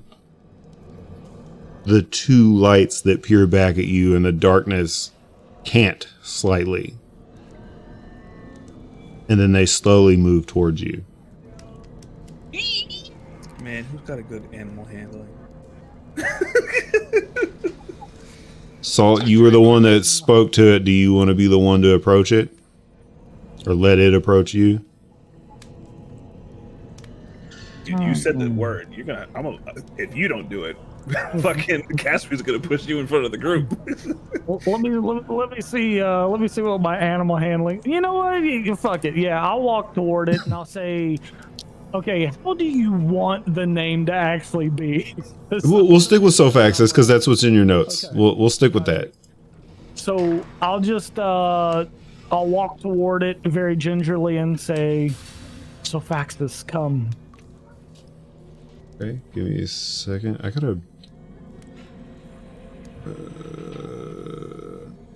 Can't tell if it's. Oh no, it's not hidden. So as you say its name again, it slowly approaches you. The hair on the scruff of its neck standing straight up. It growls as it gets closer. What do you do? Is that Just directed one at the sec. group or one person? Sorry. Just specifically to Salt. Faster. Oh, okay. What did you say, Salt? Nothing yet. I'll tell Sophaxis. I'll say, "Go find Rose and Thorn." It lowers its head and stops growling as it gets close to you, and it sniffs your feet and whines, spins in circles like 3 or 4 times, and then slowly walks back to the way that it came in from. Do you wish to follow?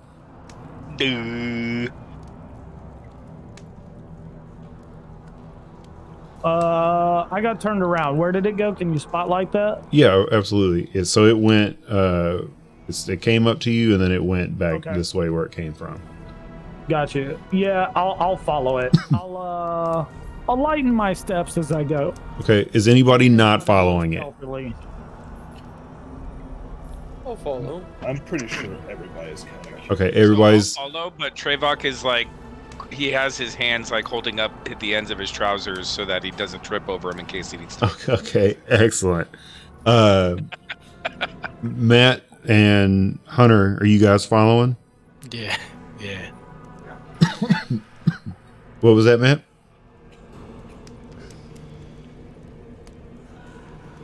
Did he say something, or was that the music? I see his mic lighting up. But I am following. Okay, you're following? Okay. Oh, son of a bitch. I just lassoed everybody, and then... Okay.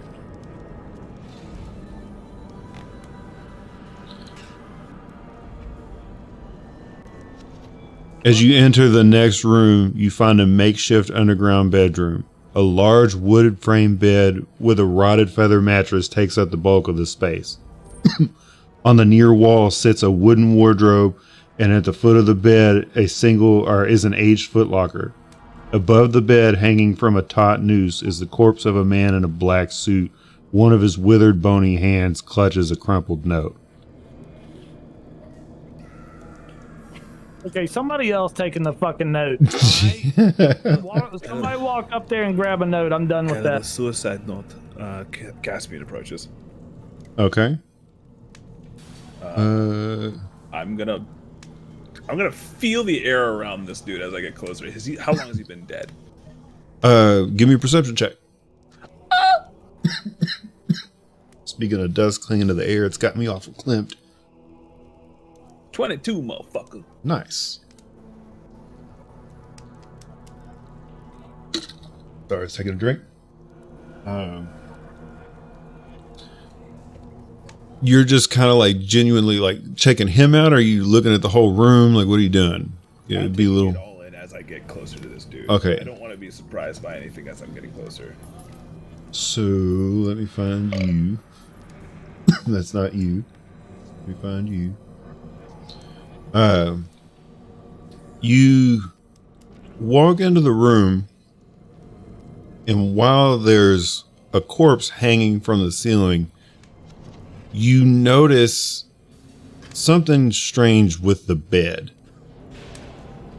One side is clean and neatly made. The other side is filled with dirt and earth, and the blankets are strewn awry.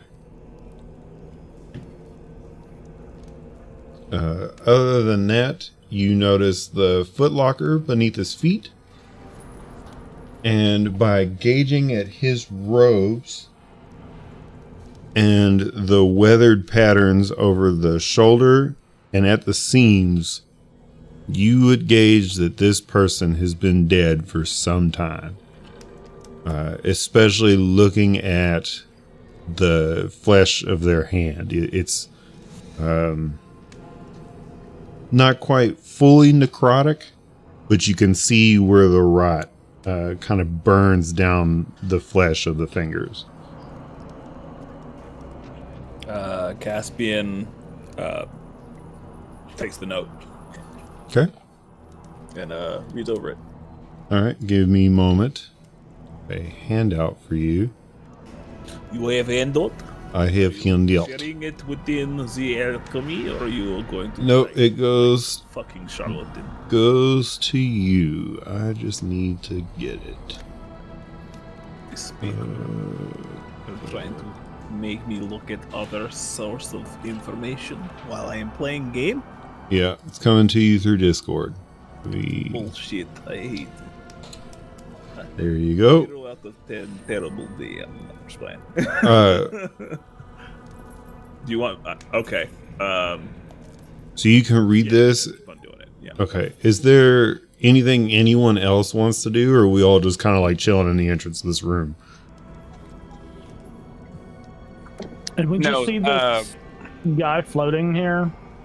He's hanging. There's a noose, like it's tied. Oh, like it's, hanging noose. Gotcha. yeah.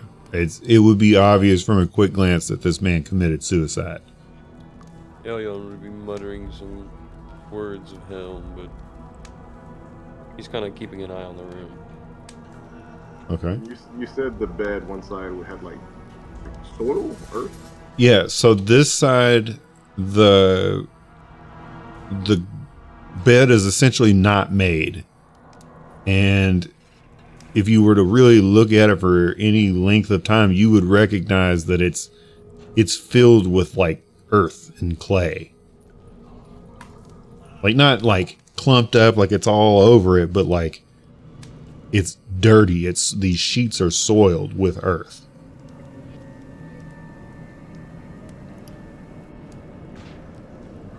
Caspian finished reading. Oh, go ahead. Sorry, man. Go ahead.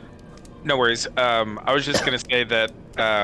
So Trevok has been trying to do some investigation Mhm. This, the last session, like he rolled low for everything. So I'm gonna continue my hot streak. You can do it, man. We believe in you. Want to know. I really kind of want to. I'm gonna start with this. If my movement will allow me, I want to start with this stuff over here in this corner. Okay. You need to believe in the heart of the cards, Yugi. Yeah. So you investigating, I guess, or looking at this. The earth here, or the earthen wall here looks soft, for lack of a better term. Okay. And that's really all I can tell you. It looks soft. Like there's no rocks, there's no aggregate, there's no bracing beams. It's just soft clay. Okay. Would you like to go ahead and pick another area that you would like to investigate? And I'll come back to you in a minute, okay? Caspian is reading Thand. What are you doing? I guess I'm just gonna move out the doorway just a little bit. Okay. Grab myself. There we go. Probably like here. I mean, still close. Not gonna be straying too far from Elion, but enough to gander about the room. Okay. Irina. Yeah, so there's like a dresser over here, or wardrobe. Yeah, there's an arm wire. It's right here. She's gonna kind of poke around that and see if she can open the door with the tip of her sword. Okay. If she opens it. It's obviously double doored, like always. And inside, go ahead and roll a investigation check. See how in depth she looks here. He rolled a 15. Excellent. So it mostly at first kind of looks like it kind of looks just like linens and laundry. It looks like there's a couple extra cloaks. There's some folded up underwear, a couple ink quills. Underneath some of the spare sheets, she feels something wooden. And probably, I'd say about 8 inches long, about 4 inches high. And as she tries to kind of reach to the back of it, she recognizes that it's relatively deep. What do you want her to do? Does she try and pull whatever this is out? She uncover it? Yes, with childlike curiosity, we'll go ahead and drag that out. Okay. So you pull out a 8-inch by 12-inch by probably about 14 to 16-inch jewelry box. But it's locked. And it is all completely wooden. Okay. Who's my roguey people? Oh, they're reading a book. Huh? Valkethra. That would be Valkethra. Yeah, it's mostly me. Hand that over to you. Okay. As you guys do so Faxus has been sitting at Valkithra's foot. But he finally kind of gets up and with a whimper and a whine, kind of circles the bottom of this hanged man's feet. And then finally, give me a second. I'm trying to figure out how the fuck is it alt that turns? Yeah, it is alt. Okay. Spins around, gets into the bed, and then lays down and lets out a long, low cry. Oh, he's a good boy. He's just a good boy. Okay, so Where's the wine again? he's on the bed here. He's essentially like by this hanged person's feet. Oh. I turned to the rest of the group and says, this was the patriarch of the family. Claiming that there was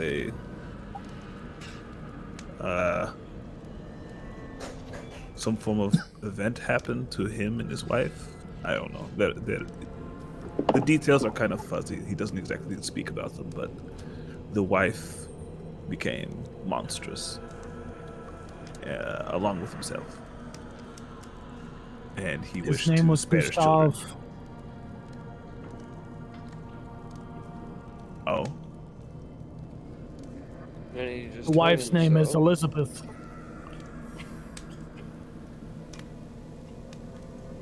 does the dog respond to any of those names? The Gustav and Elizabeth. No, not really. It kind of it. Do you guys know you all have animals or have had animals at one point where they're laying down, their heads between their front paws and their eyes just kind of like softly look at you from wherever it is that they're laying? That's essentially what he's doing to Caspian right now. Okay.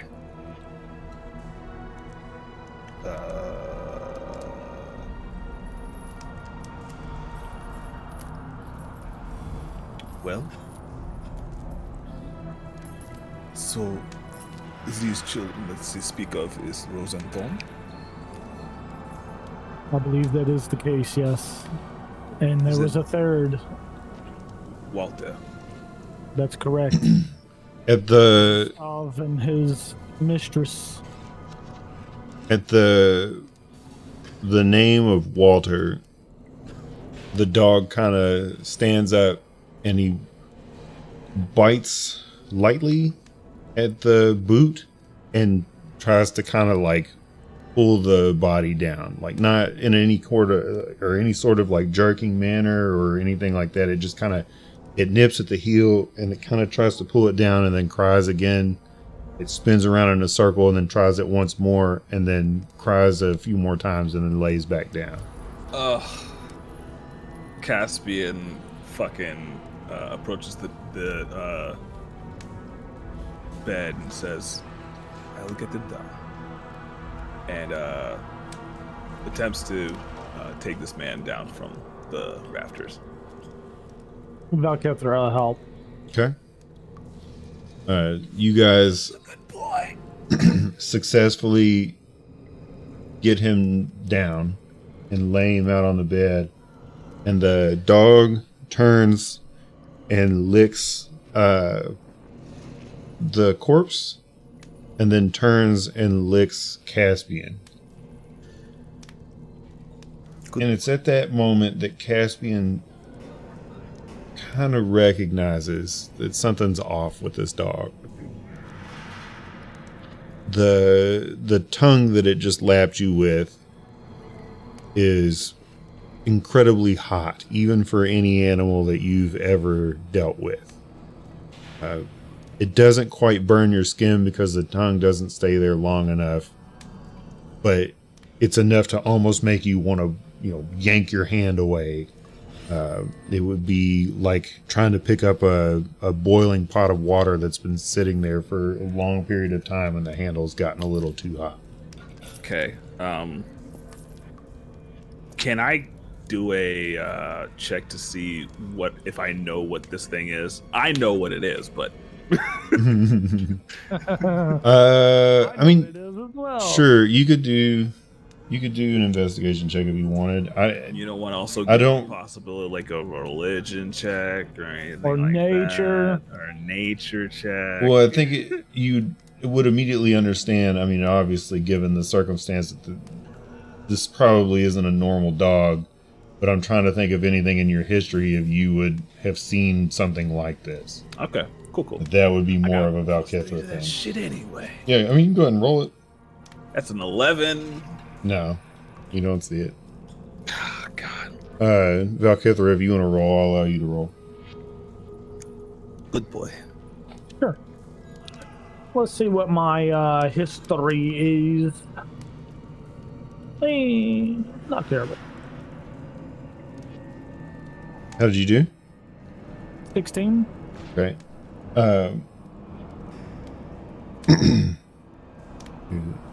Give me a moment. I do have one question. I assume with the gesturing of the dog going to the foot at the name of Walter, I would assume Valkithra would know at this point that that is Walter, which kind of gives us a timeline. If he's an old man, he's no longer a baby. So this. Oh, I'm not going to been here for confirm quite or a while. deny any of that. Gotcha.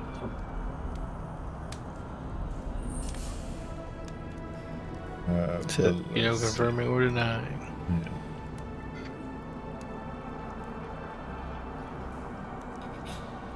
Okay. So I'm assuming, like, we're just leaving this corpse here in the bed? I mean, laying it down off of Okay. once we get it off of the rafters and laying him down on the bed. Yeah.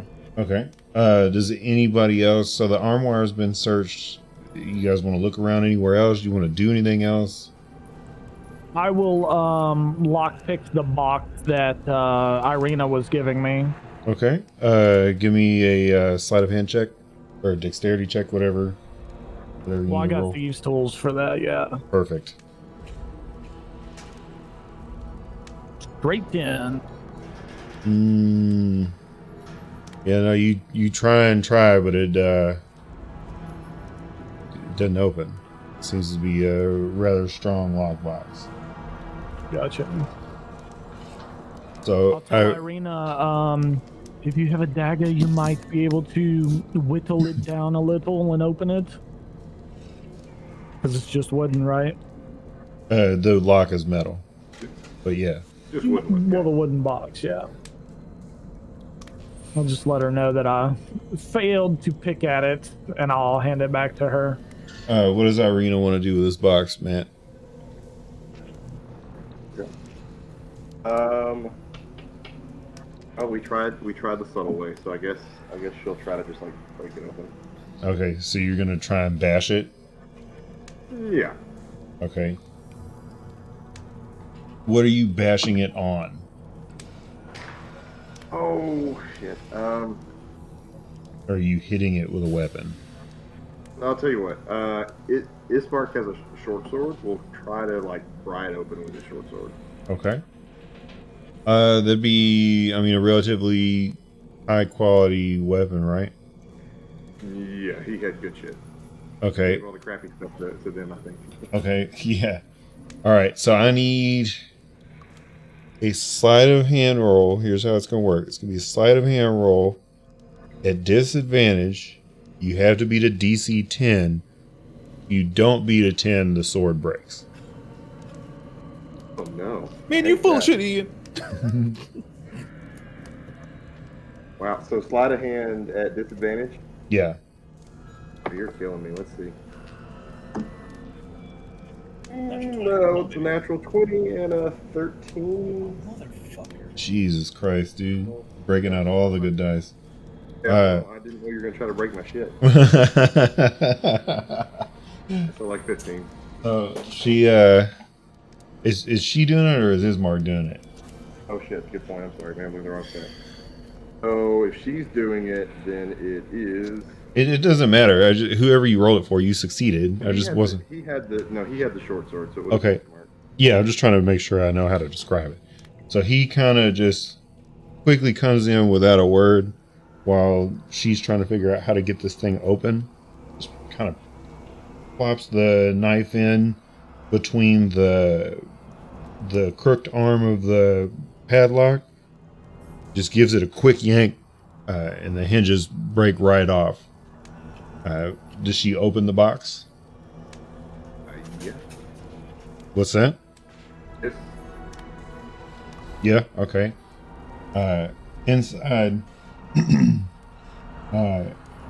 is a necklace with a large ruby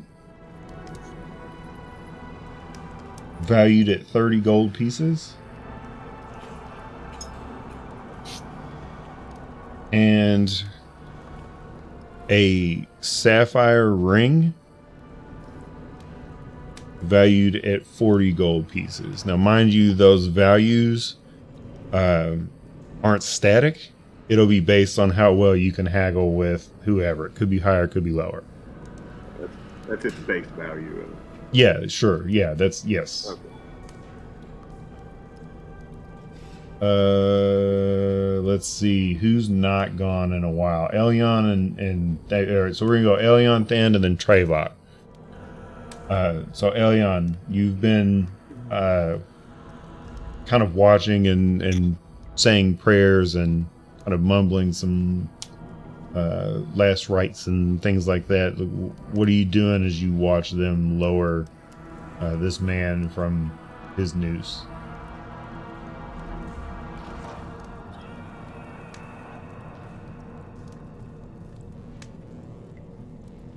Is he muted? Sounds like it. He might, I don't know. What was it? Oh, so I was saying you've been mumbling and kind of watching them pull this man down from his noose. Yeah. As you watch them lay him down on the mattress, like, do you do or move anything? Like, what's the deal? Where are you going? Yeah, I'll go over his body and do like a very brief last rites type thing over him. Okay. Where is his body at, by the way? It's on the bed. It's like here, I'll move Okay, you over to yeah, it. yeah. Sorry. You're good. As you approach, the dog kind of sniffs at you, and then lays his head down over the man's chest.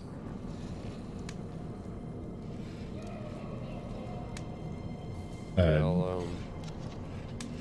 I'll just mutter the last rites Okay. and do this symbol over his body. Okay. Nothing too fancy, just kind of like a form of respect. All right. Elion, what are you doing, man? Me. That was Elyon. Thand. Yeah, that Or is, my bad. Yeah, that's what Thand. Elion's doing. Yeah, my bad, Thand. Alien would do.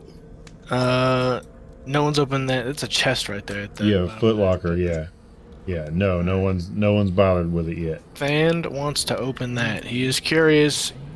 Curiosity has gotten him. I want to see if there's any documents or anything inside. All right, you know what? What's this chest look like? It's a little bit larger than what it looks like there, and it's flat across the surfaces. Have you ever played Minecraft? The long chest. It's similar to a log chest, sure. Quite a bit fancier. It does have some iron reinforcements on it, but for all intents and purposes, yeah, it essentially it's like a big box. Anything weird about it? You want to use a divine sense? Say again? Do you want to use one of your divine senses? I mean, yes, now, yes. Okay. There is something or somethings inside of this chest that draw you to it. Like there's something that burning inside of you now that wants you to be able to open this up and see what's inside. Well, I'm opening it then. Okay, it is locked. Attempting. Damn.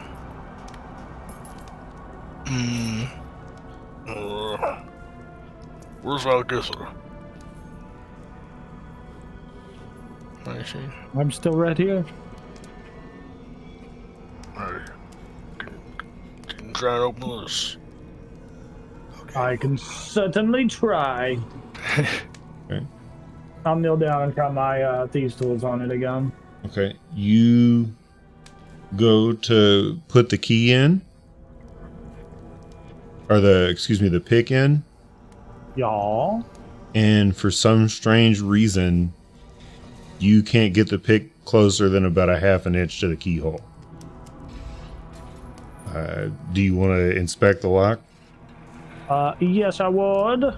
Okay, so you kind of take a second to push the key in, the lockpick in, to no avail, and so you just try with your thumb to see what the hell, and even though you see nothing, you feel as if your thumb is pressing against something solid.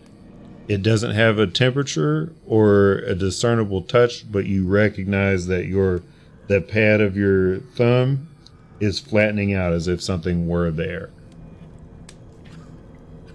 Could I roll an Arcana check against Absolutely. this? Magic. Sure. Yeah. 17. Okay, yeah. You can easily discern that this is a magical lock.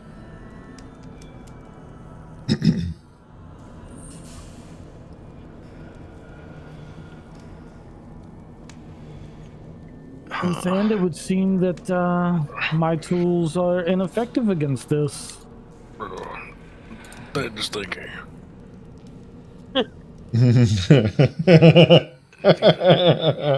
Brother, come take a look at this. Okay. Then, like, Sure. Tell me last rights over this man. What? can I do a check and see if I can? What can I do against this? I'll come right back to you. Give me a second. Trevok, you've kind of been thumbing your way through the room and looking about. Where have you been looking about? So, I think there's a door next to me, right? No, that's just a wooden brace to the wall. All right. Then I was checking these papers here Okay. next, like making my way, sweeping around the room. So the papers that you see have various names and pronouns. And as you start to kind of read through them, you recognize that they're 4 different people, and they're all signed by different people. But the handwriting and the curvature and the spacing of the words between each other, and even the loud margin on the page, is all the same. It takes you a minute, but you recognize that all of these letters had to have been written by the same person. The word usage is oddly familiar in all of them. But the thing that perplexes you is that these are all written to different people, and the farewell by all of them all show different people. So it's 4 farewell letters that are written from 4 different people. It's not even people, it's not even necessarily farewell letters. Like, pretty much from what you've discerned from this, it looks like someone was forging letters to family members of cult members. Oh, gotcha. Okay. I would ask. Well, yeah, I'd ask Valkithra, like, oi, lass, like, any of these names be in your book?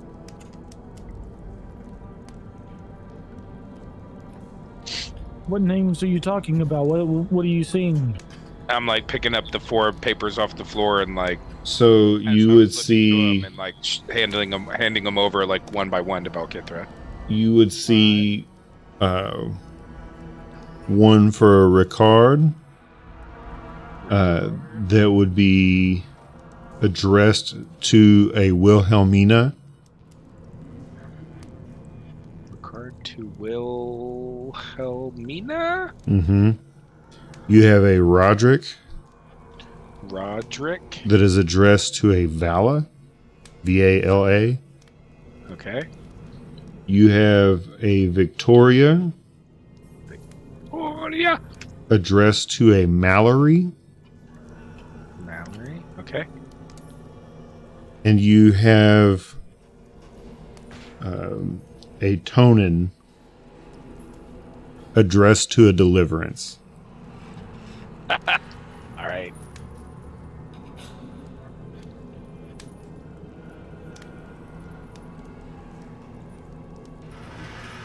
So I'm assuming, would read those names off to That's you, right. Valkithra, as he. Yeah, I was naming them off to Valkithra that way. Yeah. I do not believe any of those have come up in the books that I have. There's a Rahaden. It's very close.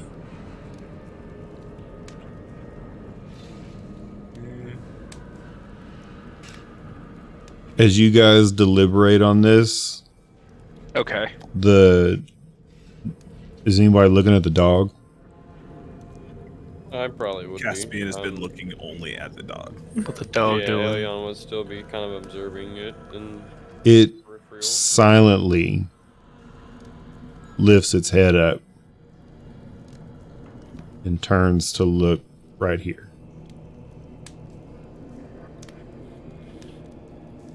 I follow its gaze. Okay. I need everyone in the room to give me a perception check. Oh shit! Uh-oh. SpaghettiOs. Perception. Damn. Come on, Thand. Woo! Big fat 7. Ooh, 9. Okay. The dog yelps, Oof. takes off out of the room. Low perception. Oof. Okay.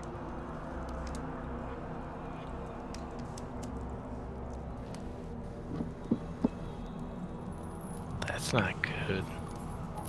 Everyone's eyes would quickly avert to where the dog was looking as a thick piece of earth falls to the ground with a dense thud.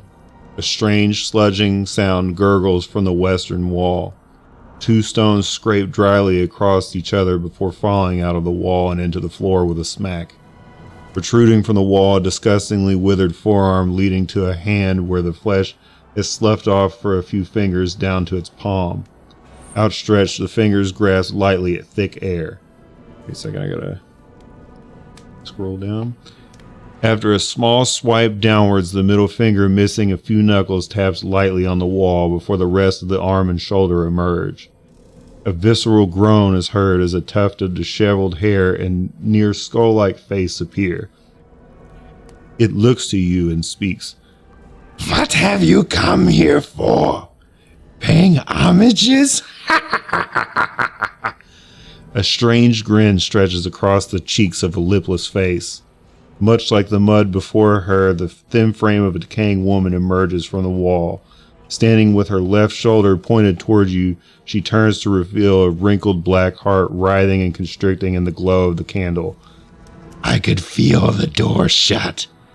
The house won't let you go. Not while he still crawls.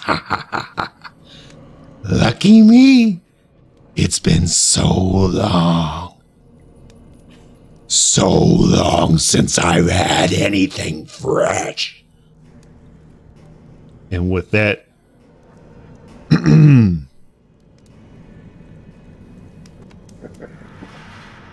we're rolling for initiative.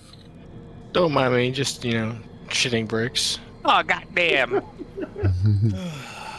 I'm gonna use my. Shit. I think I just spun. I'm gonna use my LED dice for this. It's just a D20, right? I've already, so it auto rolls initiative on damn. thing. I would say we could do that manually, but I don't know how to audit or how to edit that shit. And it's I rolled a 4. it's a pain in the dick. Don't worry, you rolled a 9 in this one. So Caspian, you're up first. You know what I'm doing. I'm fucking bolted this way. I summon my bow and I start fucking curving arrows around fucking Valkithra's head Okay, go ahead. into this new fucking body. Pain for Roll. her heart. It's gonna be a 10. Yeah, that's a miss. And again. Oh wait, do I can't attack twice. Never mind. Sorry. Let's Yep. skip that other one. All right. So you Action surge. No, I already used my action surge in the last fight. We haven't rested. moved a couple feet. Is there anything extra you want to do?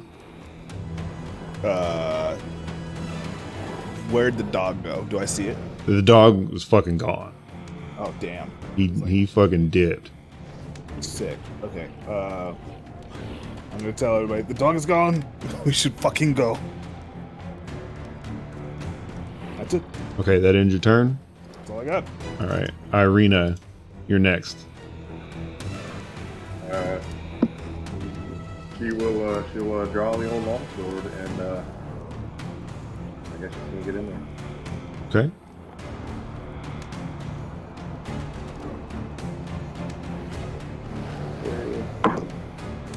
Ooh, it's an 11. It misses. Yep. Okay. You go to swing at her, and she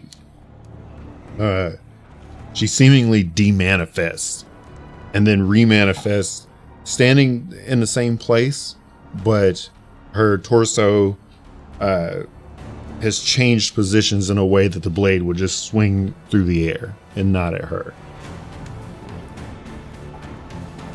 Great.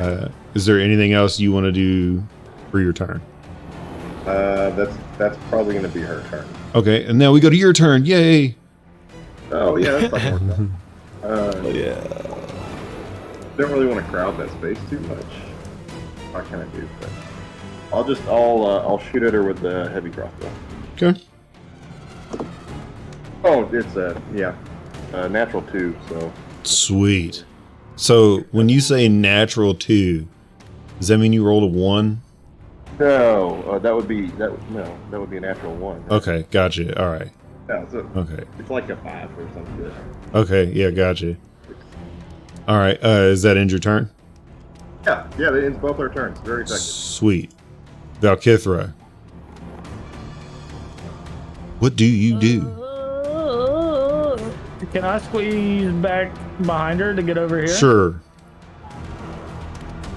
I want to do that. And then I want to, pull out the glowy hand axe. Okay. I want to take a shot on her.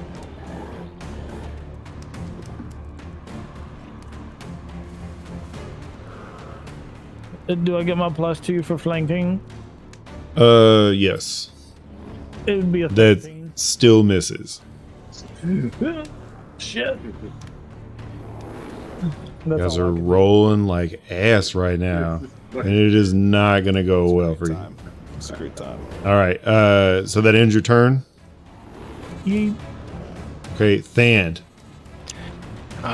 This is your destiny, dude.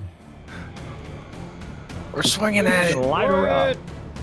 And add +2 because we're there you go, 24 to Oh yeah. So that hits. She kind of looks at you. You know what? I want to. So that hit. So I divine smite that, right? That's what Yeah. You can hit 2d8. So you can roll additional 2d8 on that. There you go. Damn, you only rolled 7 on that though. That's pretty shit. Okay. She seems to take the first blow really good.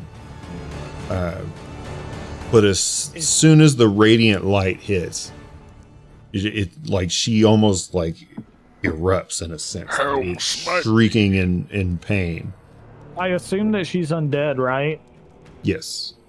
There's an extra D8 for that smite. Oh, excellent. Give me one more d8.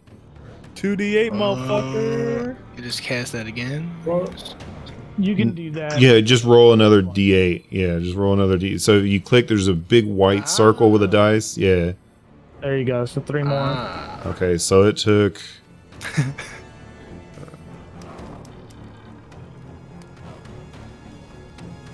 Damn, dude. Go on, Fucking tell me. rocked her ass. All right. 17. So, like I said, she took the first hit. Didn't really... the sword seemed to kind of not affect her much. However, the radiant blast that emitted from your smite seemed to erupt her skin, so to speak, like a near combustion fills the room and then immediately dissipates. And there is even though most of the skin on her face is gone, there's a look of concern now on her face after that happened. Is there anything else you would like to do on your turn? I don't think there's anything else I can do, right? Other than, other than move, so I'm just gonna kind of hunker down there. Okay. This is now her turn. I need Irina, Valkithra, and Thand to roll con saves. Irina gets a 19. Damn. Must be nice. I got a 21. I got a 9.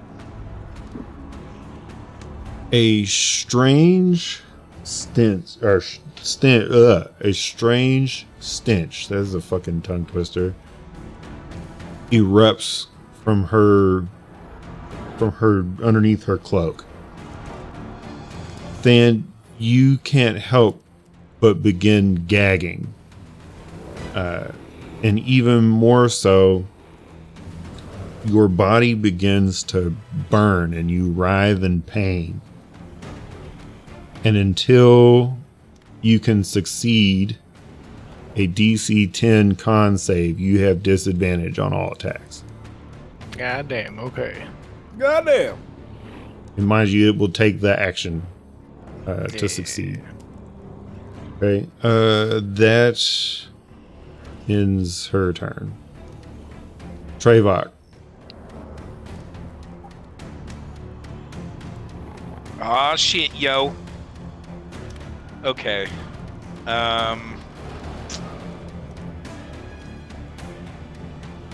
Is there enough room for me to maneuver over there? Yeah, kinda. You could get in like right here. I don't know if I want to. Yeah, kind of downwind, you know what I mean? Yeah. I mean, it's Trevok. Hadn't he already smelled up this place enough? True. I did my own combustion. Several times, yeah. I don't know. So Trevok is hesitating to call his echo due to what happened when it was last dismissed. Yeah,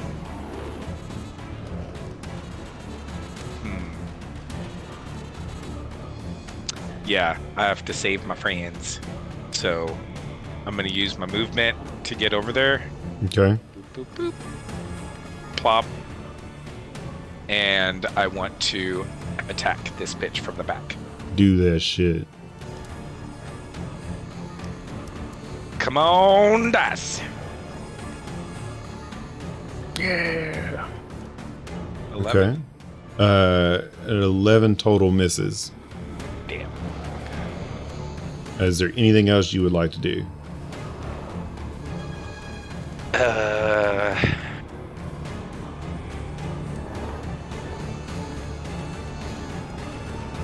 No, I don't want to use my second wind. So,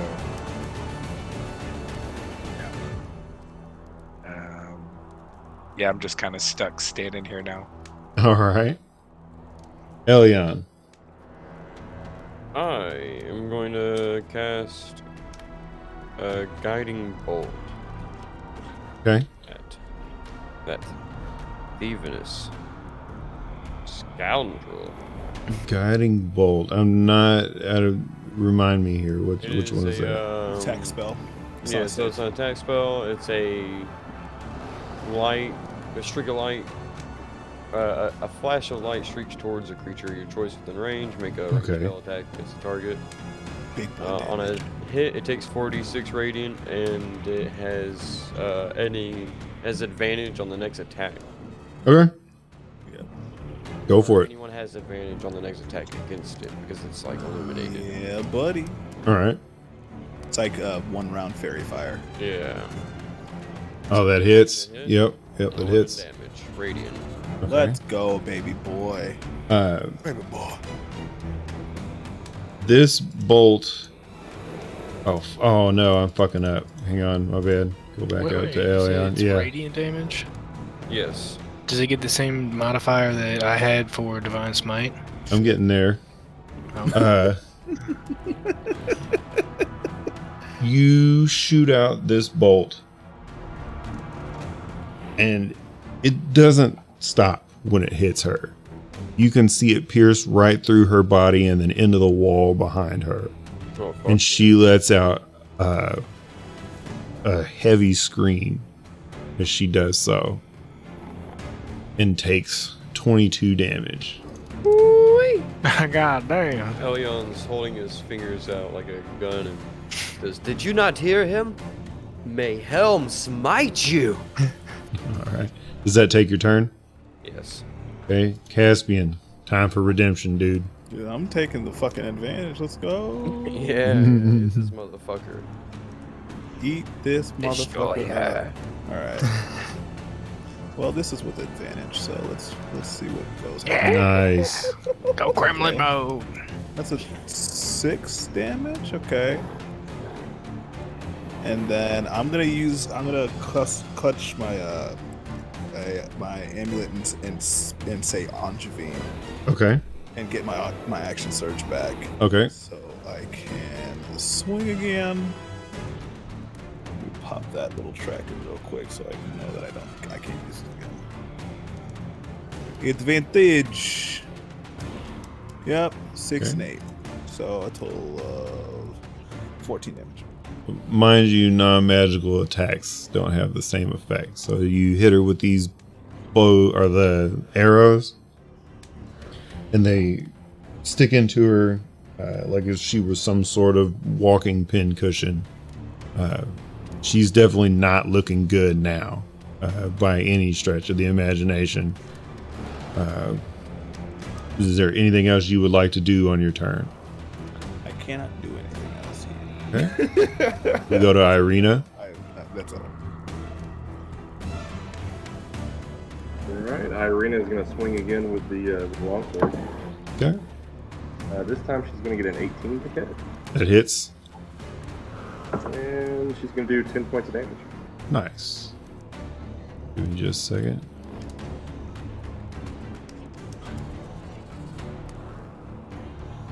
Okay. Is there anything else she can do? No, that's all she's going to do. Okay. Ismark? He's going to fire the crossbow again. He get 18 to hit as well. Okay, that hits. 4 damage. Okay. Give me 1 second. As I move initiative, it keeps taking me off. You said it was 4 damage? Yes, sir. Okay. All right, Valkithra. I sent you a message real quick. Oh, yep. Yep. All right, let's try this again. Valkithra is going to say, "The sun shall wash away days off the unclean," and I'm going to take a strike at her. Okay.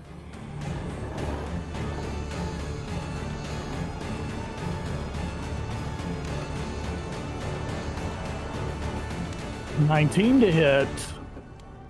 You invoke the name. Ooh, this is cool. Let's do this. You invoke the name,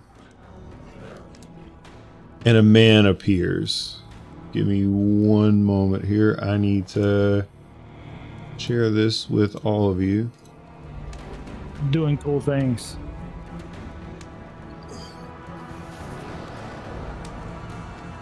Hey, everyone, if you want to check your handouts, there is a figure similar to that of the handout that appears, and on either side of its bulging rib cage, the arms shoot forward and grip this white by the arms. It holds her still as Valkithra raises her axe high in the air. And with a flash of blue light, there becomes a light so bright that all of you have to close your eyes. But in an instant, the room is completely black. All the lights have been extinguished. And then slowly from the ember of the candlesticks, do the lights light back up one more time. And as they light up one more time, There's only a black heart constricting on the ground. It beats once, twice, 3 times, and then falls still. We are out of initiative.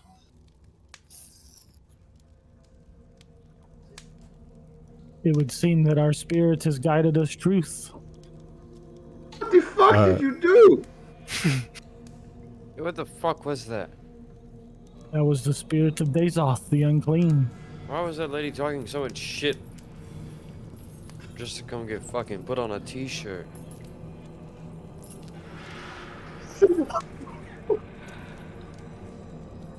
I'm dying over here. So she just like straight up crawled out that wall, huh? Her ass beat. Yeah. Welcome to the easiest fight of the entire game. Has she been like crawling out and laying in that fucking bed? Is that why it's so fucking dirty on that one side? Yep. Great.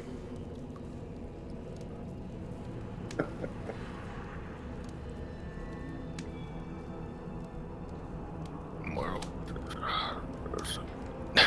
then she's gonna turn back to the chest. Keep staring at it.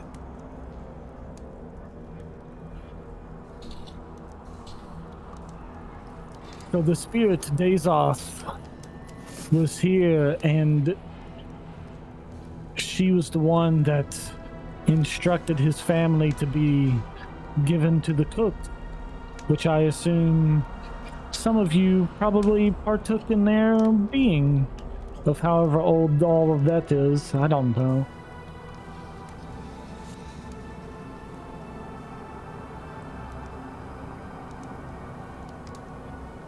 Fuck, we ate him?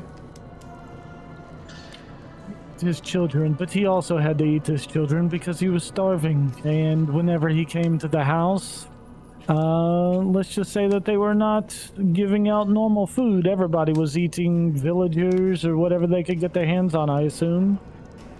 And it was unfortunate, but his family was given up and he lived a life of servitude.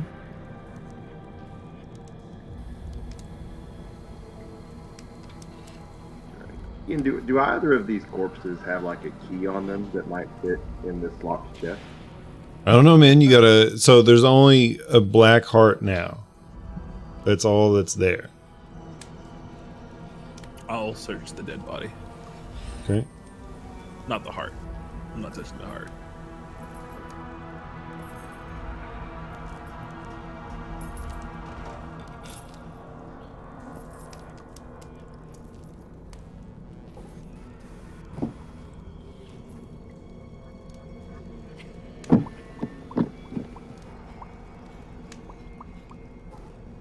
Okay. Oh shit. I'm sorry. You're searching the body. Yeah. Okay. Did you roll a perception check? Am I searching the body or am I like checking the room? Oh yeah, that's true. Yeah, you're just searching the body. You just Okay, so it'd be an investigation. Yeah, sure. I got you, fam. It's okay. That's 13. Okay. Yeah, so you pat him down. He had a strange amount of knives on him. Like if we were to make a meme about it, the amount of knives on this man is too damn high. They're all sheathed. But you notice that one of the knives has a really strange pommel on it. To the tune that it doesn't have a pommel on it, it's kind of like clover shaped. But as you pull it out, there is definitely a blade there.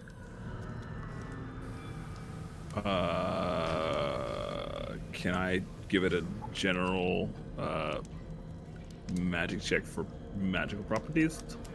Yeah, you can give me an Arcana check. Well, Okay. Yeah, you could tell by looking at the tip of the blade that this has been used to puncture some kind of arcane lock before. I turn to the group and say, "Hand me the books." Thane's gonna pick up The box has already been opened. Oh fuck! The arcane lock was on the footlocker at the foot of the bed okay. that they were kind of standing around in. For the footlocker. That's what I was trying to say. I knew we had something that we still needed to open. Okay. I try to see if the knife itself like slots itself into the lock, or if I have to like jam it in there. So I just slide it in. You grab the lock for a moment, same as Valkithra, and kind of just push down at the keyhole with your thumb, and the same thing, the pad of your thumb flattens out. You don't necessarily feel anything other than there's a force there. However, holding the knife in your other hand, as you go just off of sheer coincidence, like you really just like, well, whatever, I'm kind of out of ideas, you go to insert the knife into this lock. And even though at first the keyhole and this knife blade don't match, as you press it into the keyhole, the knife blade shifts and molds to match the precise size of this lock. You give it a turn and it unlatches. Do you open it? Well, yeah. It was at this moment that everyone in the party became really, really, really, really happy. Inside of this chest, you find a cloak. And as you go to pick this cloak up, you recognize that there's small pieces of metal sewn in to protect its user. Underneath of that, there's a set of old ring mail. Next to that ring mail is a mess kit and an alchemist fire. Towards the back, behind the alchemist fire, is a bullseye lantern, another set of thieves' tools, and a rolled up sheet of paper sitting next to the neck of a tall bottle in which the contents are purple and murky with a silver glitter shimmer. Do you wish to remove all of these? I'm touching shit. Okay, you're not touching anything? Hold on. Cloak, bullseye lantern, set of thieves' tools, mail, a piece of paper. I'll copy everything that's in here over towards the end. I just need to know if you're grabbing all of it. That's all I need you to say. Is the party taking everything, or is there something you're leaving behind? Group, and I say bon. That would mean it's good. I don't feel as if anything in this fucking place is good. I mean, it is possible that it disintegrates after we walk out, but I would say yes, it looks good to me. Mark surveils the unarmored party and says, yeah, it's good. Okay. I remove everything kind of piece by piece and kind of compartmentalize them in their own little spaces on the floor, like each next to each other.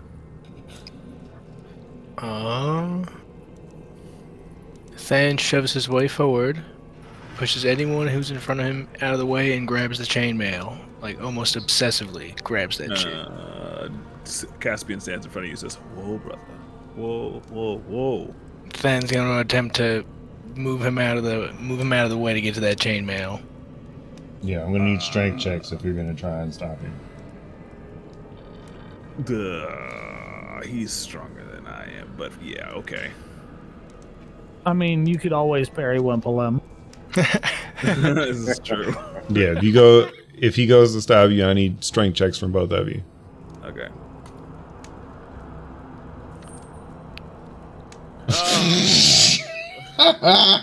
And he rolled a 9 and still won. Nice. I just got parry removal. you kind of well, you tell me how you do it. How do you move him out of the way? It was close. Don't disgrace me. You disgraced yourself. I like stiff arm him a little bit, but not like super forcefully so he goes flying. But like stiff arm, just like show him out of the way. Grab that ring mail. Okay. And now has a set of ring mail. So Does he seem a little overzealous? do what? Does Stan seem like a little overzealous? Oh yeah, he's been acting kind of sus for a while now. Just to recap, so he raged on that bookshelf. He's been semi-irrationally angry the whole time, and then now he's just shoved Caspian out of the way. And mind you, he kind of goes in and out of these spurts. So he seems to be really aggravated in some points and then not aggravated at all in his normal self in others. I draw my bow and point it at the back of Dan's head and say, "Put the mail down, friend." You put You your don't know bow what they down before you make a terrible fucking mistake. Your friend is not acting. My friend, my brother, you mean? Put your fucking bow down. I demanded Your at once. brother? I demanded at once, as he is now wielding, Elion's wielding his hammer. Your brother is holding something possibly cursed. Did I not just fucking say that and none of y'all acknowledged it? But he is picking it up anyway. He is not heeding your words. Your own brother is acting as if he does not. So you're going to draw your bow at the back of his head? I don't know what's going on with him, do you? I don't know what's going on with you. I think we all have an idea. You should drop your bow before you make a bad mistake. As Elion's now walking towards you. I have no quarrel with you or I have no quarrel with you unless you do not drop your bow, sir. I'm not dropping shit. He's now right behind you. I think both of you should calm down. This can go one way, sir. Okay.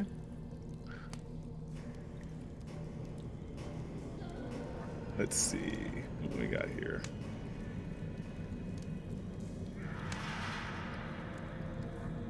Was the chainmail like folded up, or like would when I grabbed it, would I'd be like holding it by like the collar, kind of looking at it?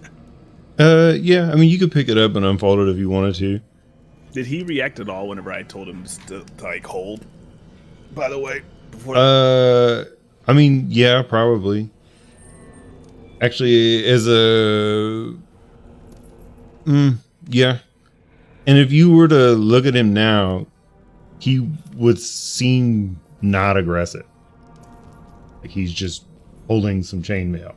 So he has an arrow pointing at the back of his head, and he's just not aggressive. Well, I mean, yeah, because it's in the back of his head. Like he doesn't recognize, but like his posture as a whole, like he doesn't realize that you're drawing down on him. But he's to look at him and recognize that this person just shoved you out of the way to grab this.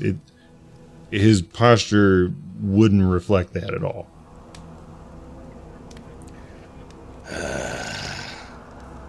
Caspian undraws the bow, takes a good long look at Elion, says, "What happens now is on you," and walks away. So be it. I think you're just greedy and wanted it for yourself. Take whatever's in the fucking chest. I don't care. I wasn't taking anything. I'm the one that suggested not to. I'm speaking You're to the the group, one not just that was you. fighting him for it instead of suggesting not to touch it. I go after the dog.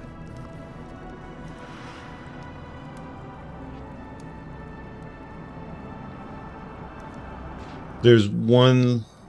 This all popped off before I could really mention it. There was one last piece of gear that Caspian would have found tucked away at the bottom, and that's a set of moldy scale mail armor. Even heavier than the chain. Interesting. Okay. I honestly don't care about it, to be fair. Caspian wants nothing to do with this chest, and honestly just wants to be kind of distant from this at the moment. There's no good about this at the moment. Okay. do we want to divvy up any of this stuff, or are we leaving it? I don't mind divvying it up.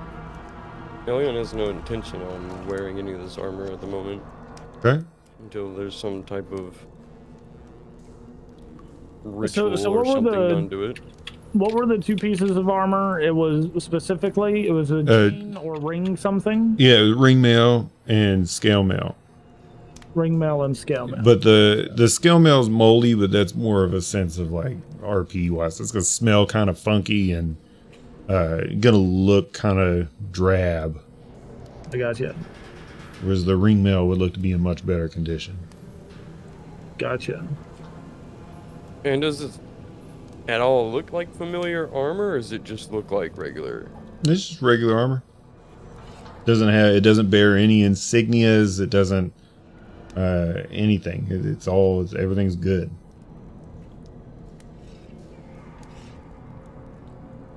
Yeah, Elion's not wearing that shit. Okay. Anybody else gonna? Who's grabbing what? I guess, or is Valkithra just gonna hold on to all of it for now? I mean, I can fasten the scale mail to myself. I don't care if it stinks a little bit. Needs a little bit more protection. Just do so kind of cautiously, but like watch everybody. Make sure she's not gonna get a bow to the head or anything like that. Okay. Just kind of tighten it up. Then has not put on the ring mail. He's still holding that.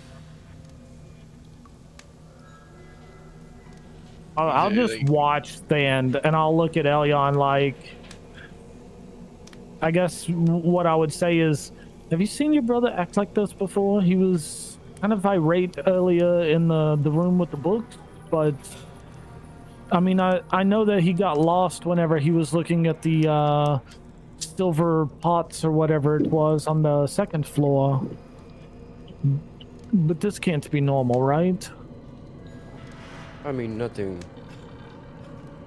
as abnormal as his usual self, I don't think. I mean, he was throwing a bit of a tantrum. We've been running a mill in this maze of a fucking house, and tensions are brewing between us already. He's having bows drawn on him, and all kinds of unnecessary things have happened already. We've fought worms and ghost children, and I think we're all ready to be out of here. I do agree. I just like I look at Thand again. Is he just still holding the chain? He hadn't like put it on. He's just holding it out. Give me a perception check. All right.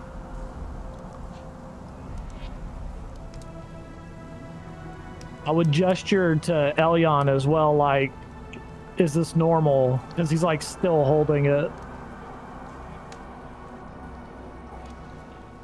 I don't fucking know, dude. I can't. Does he look like he's normal Than, or does he look like he's fucking not normal Than? If you were to look at him, like, yeah, I mean, he looks like it. Like, give me a second. Let me get with him, and then I'll let him describe it. If he looks like Than holding chainmail, then yeah, he looks like Than holding chainmail. I don't. Yes. Cool. My brother's a bit big and brutish. He does brutish things like dismantles fucking desks and libraries and pushes people out of the way for items he wants.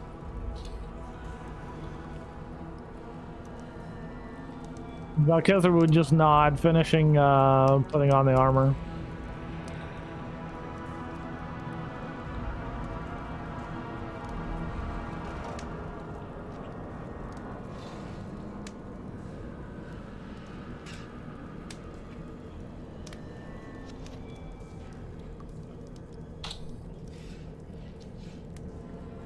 I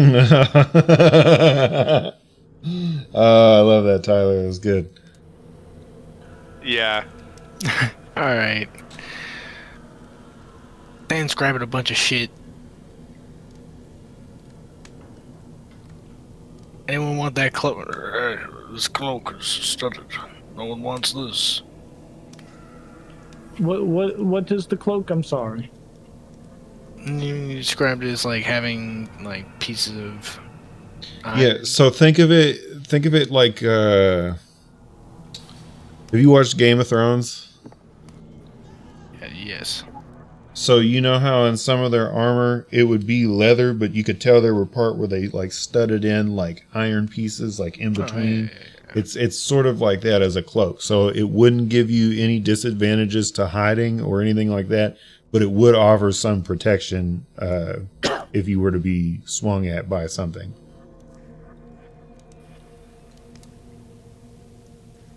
Would anyone want this? Might come and be useful. We should definitely bring it with us. Somebody should wear it. Perhaps. Dan's gonna kind of look towards Valkithra or maybe Caspian. Caspian's not in the room. Oh, okay. Well, Than realizing that's gonna look towards Valkithra. I'll take it and pack it away, and I'll say, yes, could probably be better suited to Caspian once he comes around to it. And then there are potions in the chest, correct? There are 4 that look identical. They're flasks in the same style glass with the same style cork. Their contents are blue with a light shimmer. And then there is another one that's pretty much in the shape of like, have you ever seen a bottle of Midori? Yeah. So it's like square and it's like rippled up the sides. You know what I mean? So its body, yeah, exactly, textured. It's yeah, pretty gross. The bottle similar to that, but the potion its contents are dark purple with a murky silvery shimmer. I can't fucking speak tonight, dude. Would Than be able to identify just from like look any of these? I mean, yeah, if you want to investigate one of them, like pop the cork open and smell it or whatever, I mean, be my guess. Alright, I'm gonna take one of the identical ones, slowly pop the cork and kind of, do like the chemist waft. You got the little action going on, see what's happening. They smell of fresh berries. You would recognize this smell and would almost when you smell this, it makes you think of Elion. It reminds you of the time where he spent helping with wounded people and trying to tend to their injuries. You definitely remember this smell. It's 100% noticeable. This has something to do with curing injuries. All right, Brother, come here, smell this. Is this familiar to you, this scent? Yeah, I'll walk over and smell it.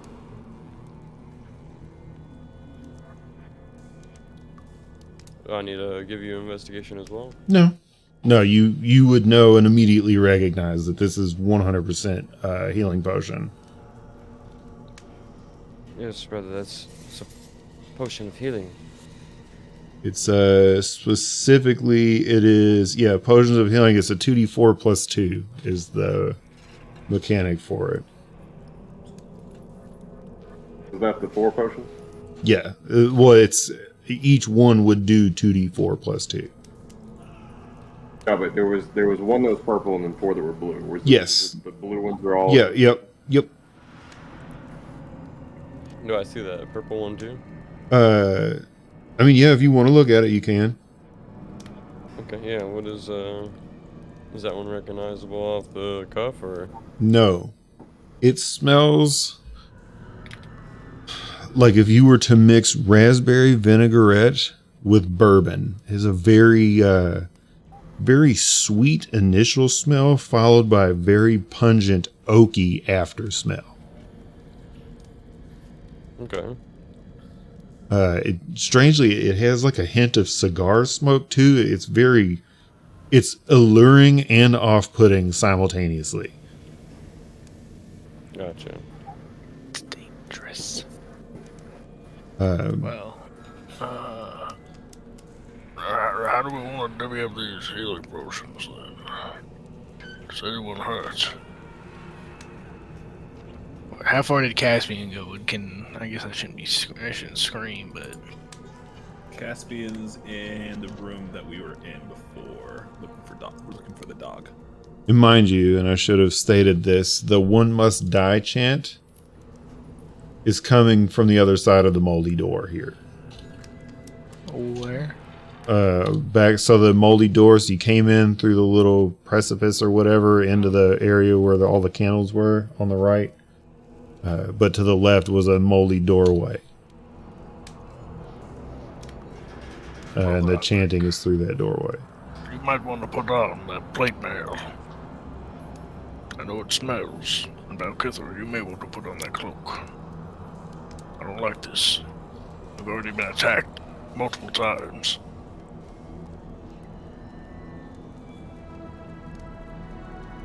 Well, the cloak would be better for Caspian, actually. The scale mail much better suits me.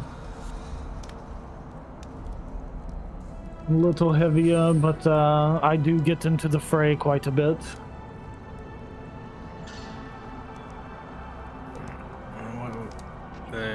So that was it, right? And then the documents. You grabbed those? Yeah, and then there was a mess kit also. So like pots and pans and like tiny plates and things, like all the things that you would need to cook something. I feel like Caspian can cook. Actually, you're traveling with a cook. I was sorry about that. Yeah, that just rung in my headset. Yeah, Trevok would definitely be taking the cooking stuff. Oh, okay. In the same manner that you guys were fighting over the armor, Trevok he's just throwing elbows left and right, like, get out of my way! And he's getting to that cooking shit. I'll say a little louder, but as a joke, so not super loud. Caspian, we have another one. Like, wait, what we got?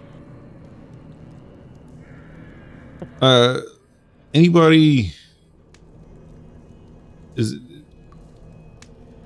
Okay, give me a second.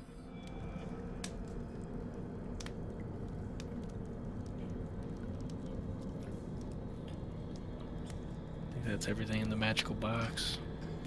What's in the Fan box? was so inclined to get into.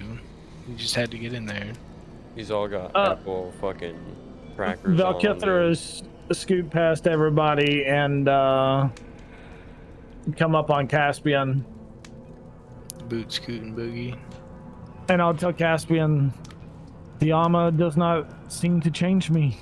I've fashioned it to me. It feels good. Maybe not as stealthy as I would like, but and I'll hand him the studded leather.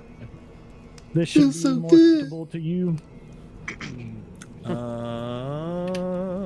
Let's see. Do I already have studded leather on? No, because you got fucking ganked. I got mugged, right? Yeah. I'll take the armor and turn to Val and say, "The armor is not the issue. It's the one who seeks it. But I am not here to babysit and or cater to those who wish to sleep with a mad dog." To be fair, I'm not sure why he was so aggressive. Maybe, he's used to heavy armor or something, and he feels without it, like he's not at home or not at ease. Caspian squares his shoulders and makes eye contact with you and says, "I operate by details. We are in a maze surrounded by undead creatures, and we only have us 6 to depend on. You're not wrong. Why violently react to anyone? Why disrupt a balance that should not be with careless actions?" I do agree, but you must keep in mind that even your actions could seem as careless to Elyon. True. You are not wrong. But I will be damned if I am the first one to approach. I have my pride. For me, I would have just rather approached Elyon and asked him, as I did, if he seems amiss or something wrong, but Elyon said he seems fine. He seems like the end. And for that, I give him benefit of the doubt. If something comes up, well, I mean, something comes up, I guess. We deal with it then. I will keep an eye on the big and the other big one. I will not violently react to anything, but whatever goes off, it is on the heads of the two metal heads. That is a fair statement. We all keep an eye out. We don't know each other super well, but we all here together. Just so you know, Elyon hasn't had any like armor on since you met him. Oh, I'm going. Yeah. Your little icon thing. Never mind. Yeah, everybody. The only people that have had armor before now have been Ismark and Irina, and that's because they were rich enough to have that shit before they left. Well, then, other than instead of metal heads, he'll say Bible thumpers. That's actually that's good. Insults appropriate. Yeah. Just so you know. Yeah, to be fair, that insult was super appropriate, though. Just so you know, Valkethor does not even have a bow or a quiver. Just making sure. Yeah. I don't know how to put this ring mail. I'm not going anywhere, but I couldn't find a way to equip the stuff in alchemy either. I just edited the sheet to show my AC and all that. All right. Studded leather, right? What? Studded leather. No. Okay. Was it not studded leather? No, there was no. It's not studded leather. It's a cloak of protection. Oh. Oh well, fuck. It's +1 AC. Yeah. Sick. Gotcha. Okay. Does anybody want to do anything else in the room? We've taken all the things. It sounds like everything's going. Matt, I sent you a message. I don't know if you've looked yet. Oh shit, hang on. Wait, who took all those the healing potions? I don't. You guys have them, but you haven't decided who's divvied them up. We can figure that out here in just a second. Okay. But I think, we can just RP it that if we want to give one to Caspian, that Valkithra took two. You sent it to Kaylee. That's why I didn't see it. Do what? You sent the message to Kaylee. Oh yeah, sorry, bro. You're good, hang on. Damn, look at you, man. Well, that's who he's in the fucking call on. Was No, I'm just damn, okay. okay. Caspian, put your bow down, bro. Go ahead and mark it if you can in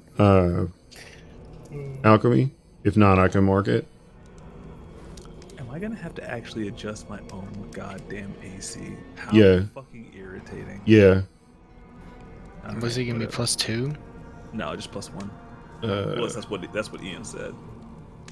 Hold on, let me see. No, that was for the cloak for you. For Thand, he's got armor that's +4. No, he's got like ring mail or some shit. Yeah. I think remail is plus. Let me not speak without finding out. I think it's like 14 AC. You said chainmail, right? It said ring. No, it's ring mail. I don't think there's a difference within D&D, but let me check. Yeah, it's like a flat 14 for ring mail. Chain mail's a 16. Damn, look at the boy go. Yeah, it is 16. Nice.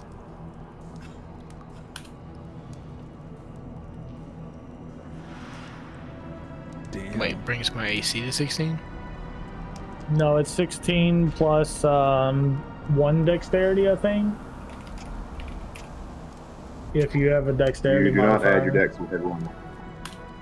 Oh, is it flat? It's flat. Unless you have a shield. Okay. Yeah. So is anybody doing anything else? Nah. You did Brett? say that there were thieves' tools, but What's they're that? nothing special, right?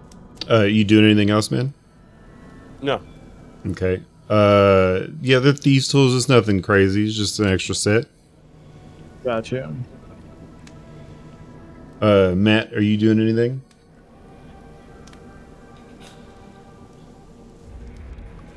Did you say Matt? Yeah, you. No, is that heart still on the floor over there? Do what? There was like a heart that she dropped. A heart? No, yeah, oh yeah, a heart. Yes. Heart. Yeah, it's still there. Okay.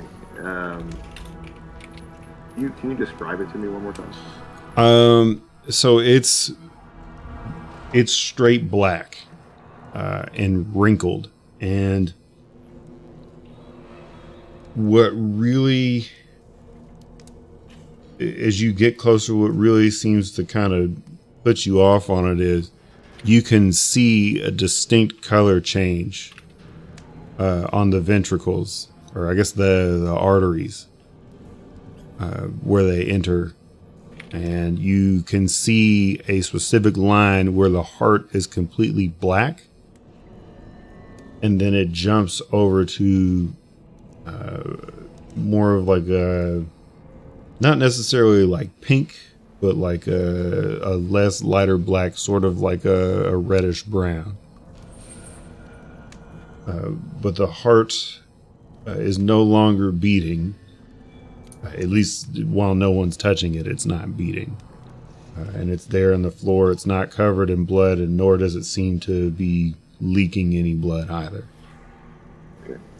This might be a bad idea, but I want to touch the flame of the torch to the heart. Okay.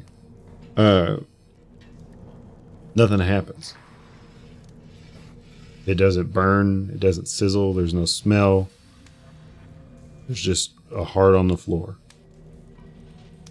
that is incredibly, albeit aggressively, illuminated right now.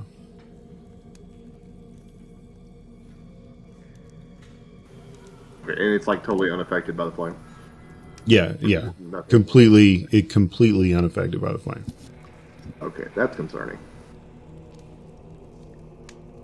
And Irina's also going to pipe up. She's like, I feel like we're being watched by something.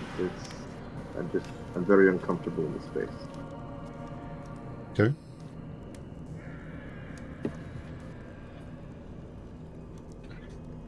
All right. Trebok, what are you doing, man? Absolutely nothing. Absolutely nothing? Okay. Are we going to leave the heart there? Did we leave the heart there, DM? Oh. I don't want to, but I don't want to fucking touch it either. I would have touched it, but I ain't doing that shit. To be fair, Caspian does just straight up touch stuff. That is That's right. Dude, kind of his MO.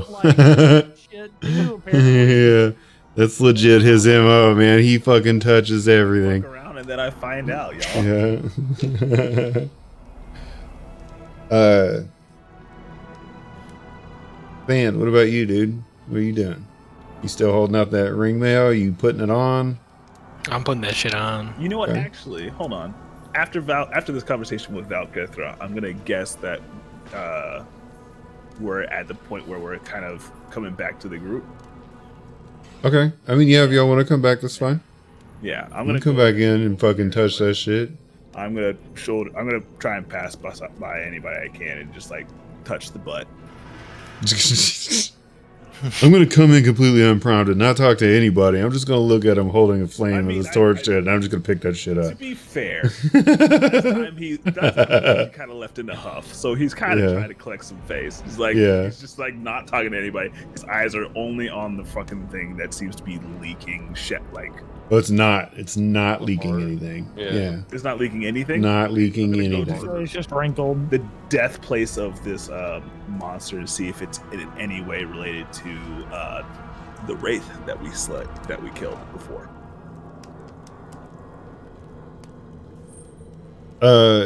Salt said something about it earlier, and that it. You feel free to read it out again or to say it again. What'd you say? That is the heart of Dazoth. Dazoth had it ripped out, and he became a spirit of some sort within the home. and she took it upon herself to, I don't know, embody it, use it. Maybe it extended her life for some reason. Say no more, friend. He's gonna go over here to the bed, shake one of the bed cases off of the actual pillow itself, go back to the heart, and use his bow to flip the heart into the bag.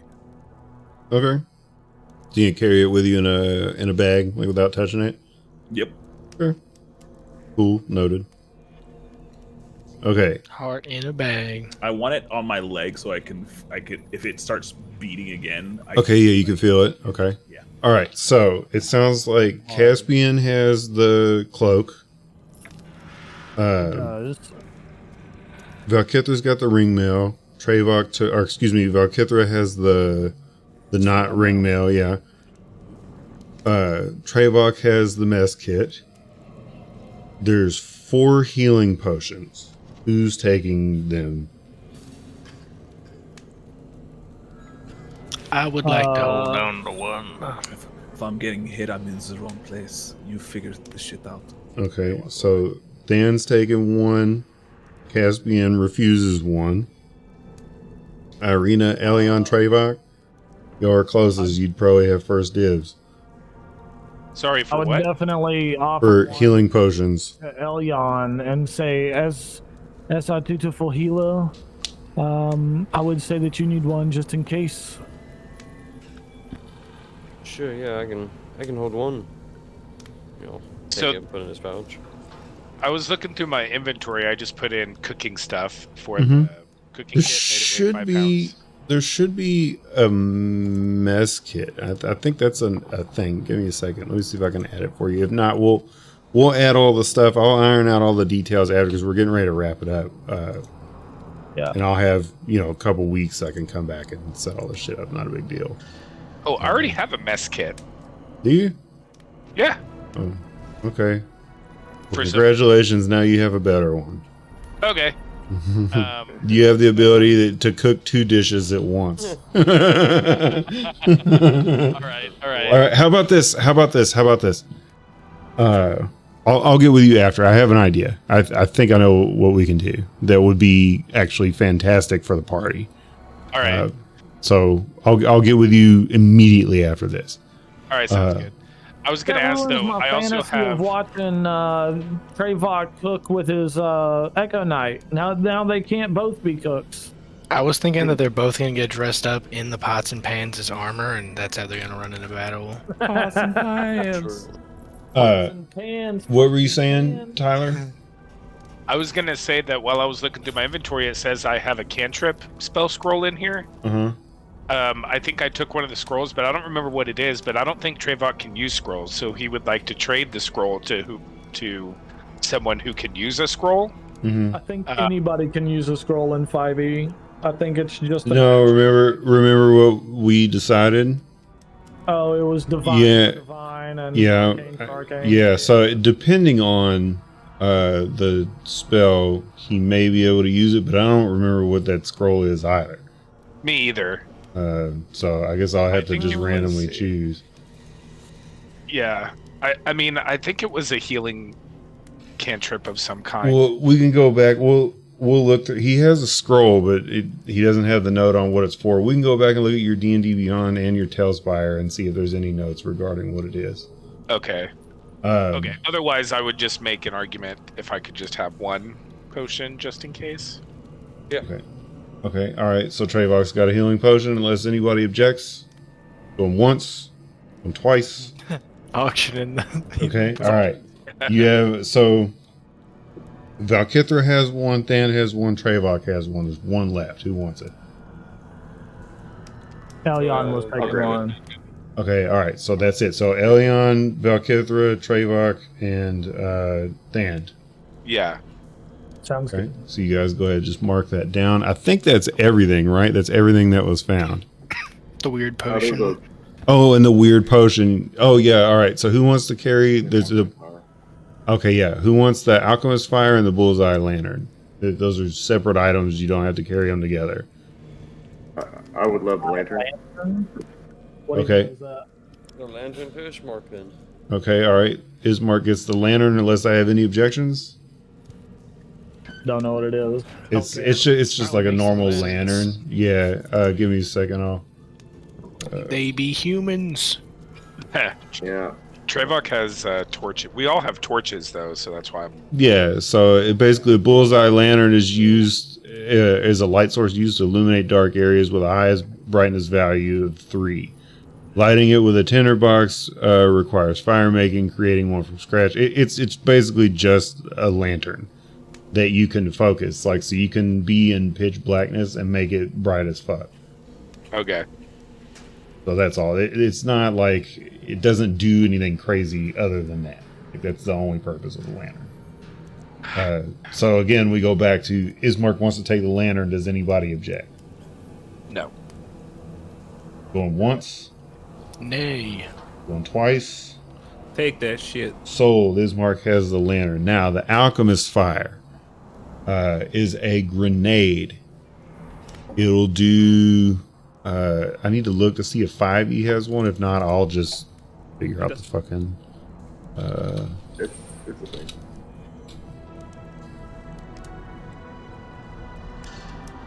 One second. Okay, so you can throw it and do 1d4. Depending on how you do it, I might add some flair. So there could be like, it won't just be single target. It could be AoE. Or, and for Tyler, this will make sense, you can pour the contents onto your weapon. And for Nice. 5 rounds, your sword will do an additional 1d4 damage. Or weapon. Your weapon, whatever you pour it on, will do 1d4 damage per hit. Trevok would like that because he's been fighting with his torch before, trying to use fire and stuff. Trevok points and then points at the alchemist fire, then points to himself, then looks at the group. Okay. Going once. Any objections? I don't see why not. Going twice. Anybody at all? Speak now or forever hold your peace. On the alchemist fire still? Yeah. I'm good. Oh wait, it's dex based, right? Remember you throw that shit? Did you hear the other part I just said? Yeah, I did. On the weapon Okay. as well, right? Yeah. Okay. All right, Trevok, it's yours. Yay! And then lastly, there is a roll of paper, which if you guys would like to read that, you're more than welcome to. And then there is the strange bottle filled with purple contents that when opened, Purple drink. when opened, smells immediately of berries first, then goes to a strong oaky scent followed by cigar ash. Is kind of what it comes down to. It's very alluring at first and then very kind of off-putting. Like it's got a very strange array of smells that go from, wow, this is awesome, I want to smell this all the time, to, oh, what the fuck is this? Kind of all in one inhale, so to speak.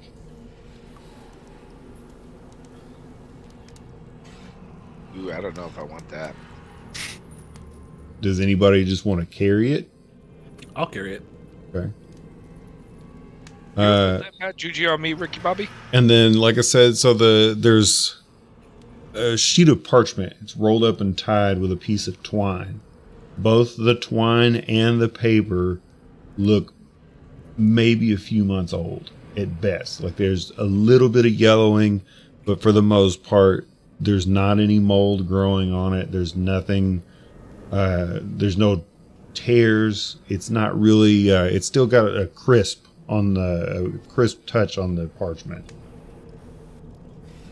And if someone would like to open it and read it, you're more than welcome to. I'll do it. Dan, don't breathe too good. So you pull the string off of the parchment and open it up, and at the top, in a strange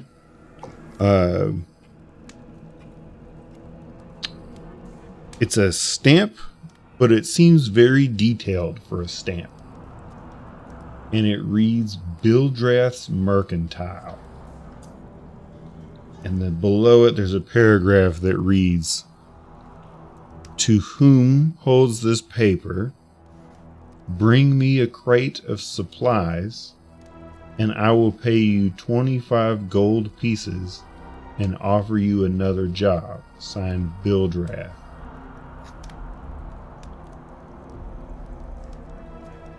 Elion kind of holds the note out to the group to let anyone else read it if they wish, and is like, there's some sort of fucking job ad in here. Seems it's for the asshole Bildrath and his stupid ass periwimple. I'm very confused. How to... Anyways, a crate of supplies, I reckon. Maybe we could cash in on this later as Elion folds it back up and tucks it away. Okay. And I think that's everything, right? That's everything of who said they were taking the potion? Elion, right? One is me. Okay, you're taking the purple potion? Okay. That is all of the contents of that chest. Can I search the insides of the chest just for like shits and giggles to see if there's anything like hinted or? Sure. Give me an investigation check. Yeah. Who's a fucking rogue? That would be Valkithra. Man, get over here and search this goddamn chest. All right. Mind you, he's statted to be a warlock. I mean, kinda. I've taken proficiencies in my investigation and all Sleight that. of hand, what am I doing? Valkithra's new direction is heavy tank. I'm just loud. To be fair, damage dealing too. What am I doing, Ian? Investigation. You're just checking out the chest. That's a nice So you do reach in and you pull a false bottom up. Fuck yeah, I do. You feel something. It's very strange. Like off-puttingly strange. What you find, or what you feel rather, is a draft. And a draft. You feel it above the bottom of the false bottom of the chest. What do you do?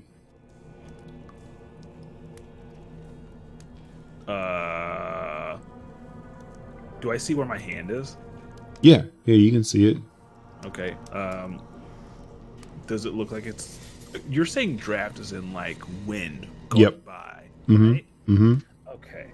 I'm gonna see if I close my hands. Do I feel like as if I'm closing around something, or is it just like there's just wind going around my hand? No, there's just wind going around your hand. I'm gonna fucking poke my head inside the hole. There's a ladder. I turn to the group and say, if I don't come back up, don't come down. And I go down the ladder. Okay. And I think that is where we will wrap for tonight. Sick. They didn't come back up? Don't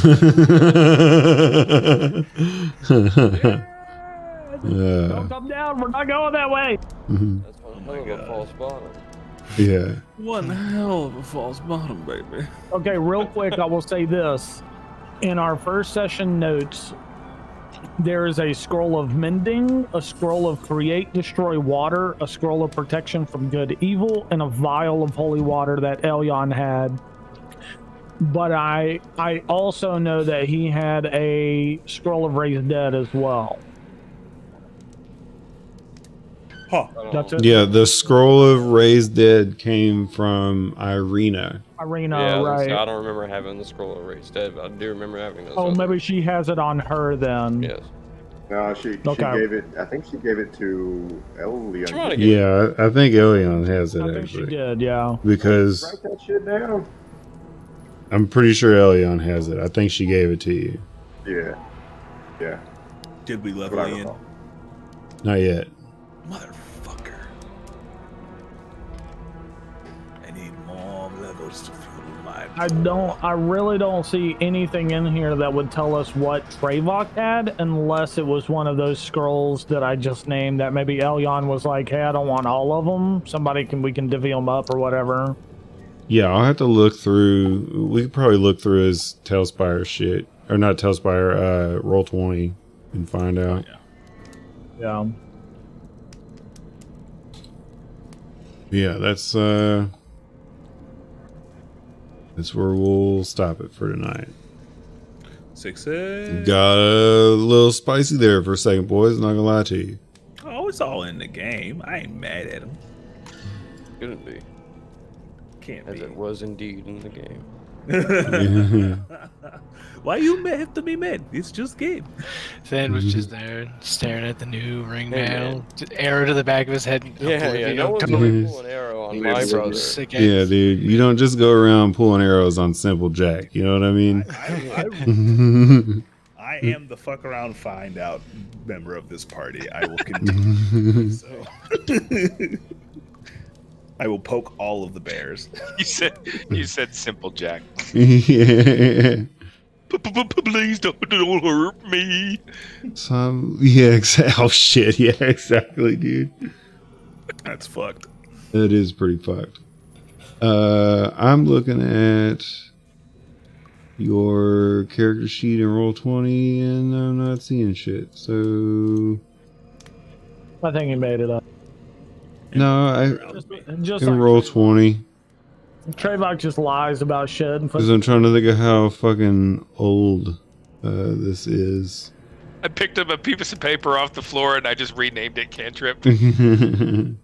Yeah, because I'm not seeing it here because you have like pretty much nothing on Roll20, which isn't you know what I mean? It's understandable. I don't remember if I even wrote any of this stuff down, to be honest. Yeah, we'll figure it out. We can go through the first session notes and then go from there. If nothing else, Brett might have it in his and we can narrow it down between what was given and then what wasn't. Yeah, I keep pretty fucking extensive notes. Yeah, so he's got the scroll of create, destroy, water. He's got 2 scrolls of mending, holy water, and that's it. So I don't remember what all. I feel like that was everything. Oh, it was. He's missing the scroll of protect good and evil, or whatever the fuck. There was another one, or maybe it was detect. That was in there. No, that one was in there too. That's what I read off the list. Okay, then that might be what Trevok has because I'm not seeing that in Elion's Roll20 notes. Or at least not in his inventory. So that could be it. We'll narrow it down. I'll do some research. Roll20. Yeah, that's it. Because I'm assuming the shit's really old, and it probably just got ported over into D&D Beyond, and then directly ripped into Alchemy. I completely forgot we even started on Roll20. Yeah. Mm-hmm. Yeah, we're going to Fantasy Grounds next, Yeah, boys. yeah. Yeah. What type of No, healing that's potion was why. that? What's that? Say that to me one more I time. actually do have the scroll of protection of evil and good because Oh, do you? I've been Okay. keeping my items on the fucking Google Docs list. Okay, so awesome. She did give me that. Okay. What did you? Somebody asked me something. Yeah, type of healing? There's a 2d4 There- plus 2. Yeah, 2d4 plus 2. I don't know if there's anything that heals 2d4 plus 2, but that's a Yeah, in alchemy, just the regular potion of healing is 2d4 okay. plus 2, which is nice. I need to dip I hear Owen crying, so I need to go deal with that. I'm worried he like fell out of the bed or some shit. So I'll catch up with you guys later. Tyler, if you're still around, I pretty much texted you the gist of what I had going on. Yeah, I'm down with that, dude. Yeah, for sure. Happy early birthday, you guys. I enjoyed it. We're getting close to getting the fuck out of here. Get me out of this place. Yeah, this is just like our 8th session. We've pretty much spent like half of our time playing this game here Been in now. this house for 2 fucking months. Yeah. Get me out of this Just so full transparency, there wasn't supposed to be a ladder that led you down there. Just motherfucker. there wasn't really anything. We're getting into the meat. Everything else on this floor is kind of, you know. Gotcha. As a matter of fact, as a matter of fact, I was gonna round everybody up. When you open the door, the chanting stops. So we'll have the one room we can investigate, but the chanting will stop. Gotcha. Okay, but I gotta get out of here because I hear my kid crying. Yeah, Alright. peace. I'm out of here as well. Bye. Appreciate you. Yeah, peace, everybody. everyone. Take it easy, fellas. See ya.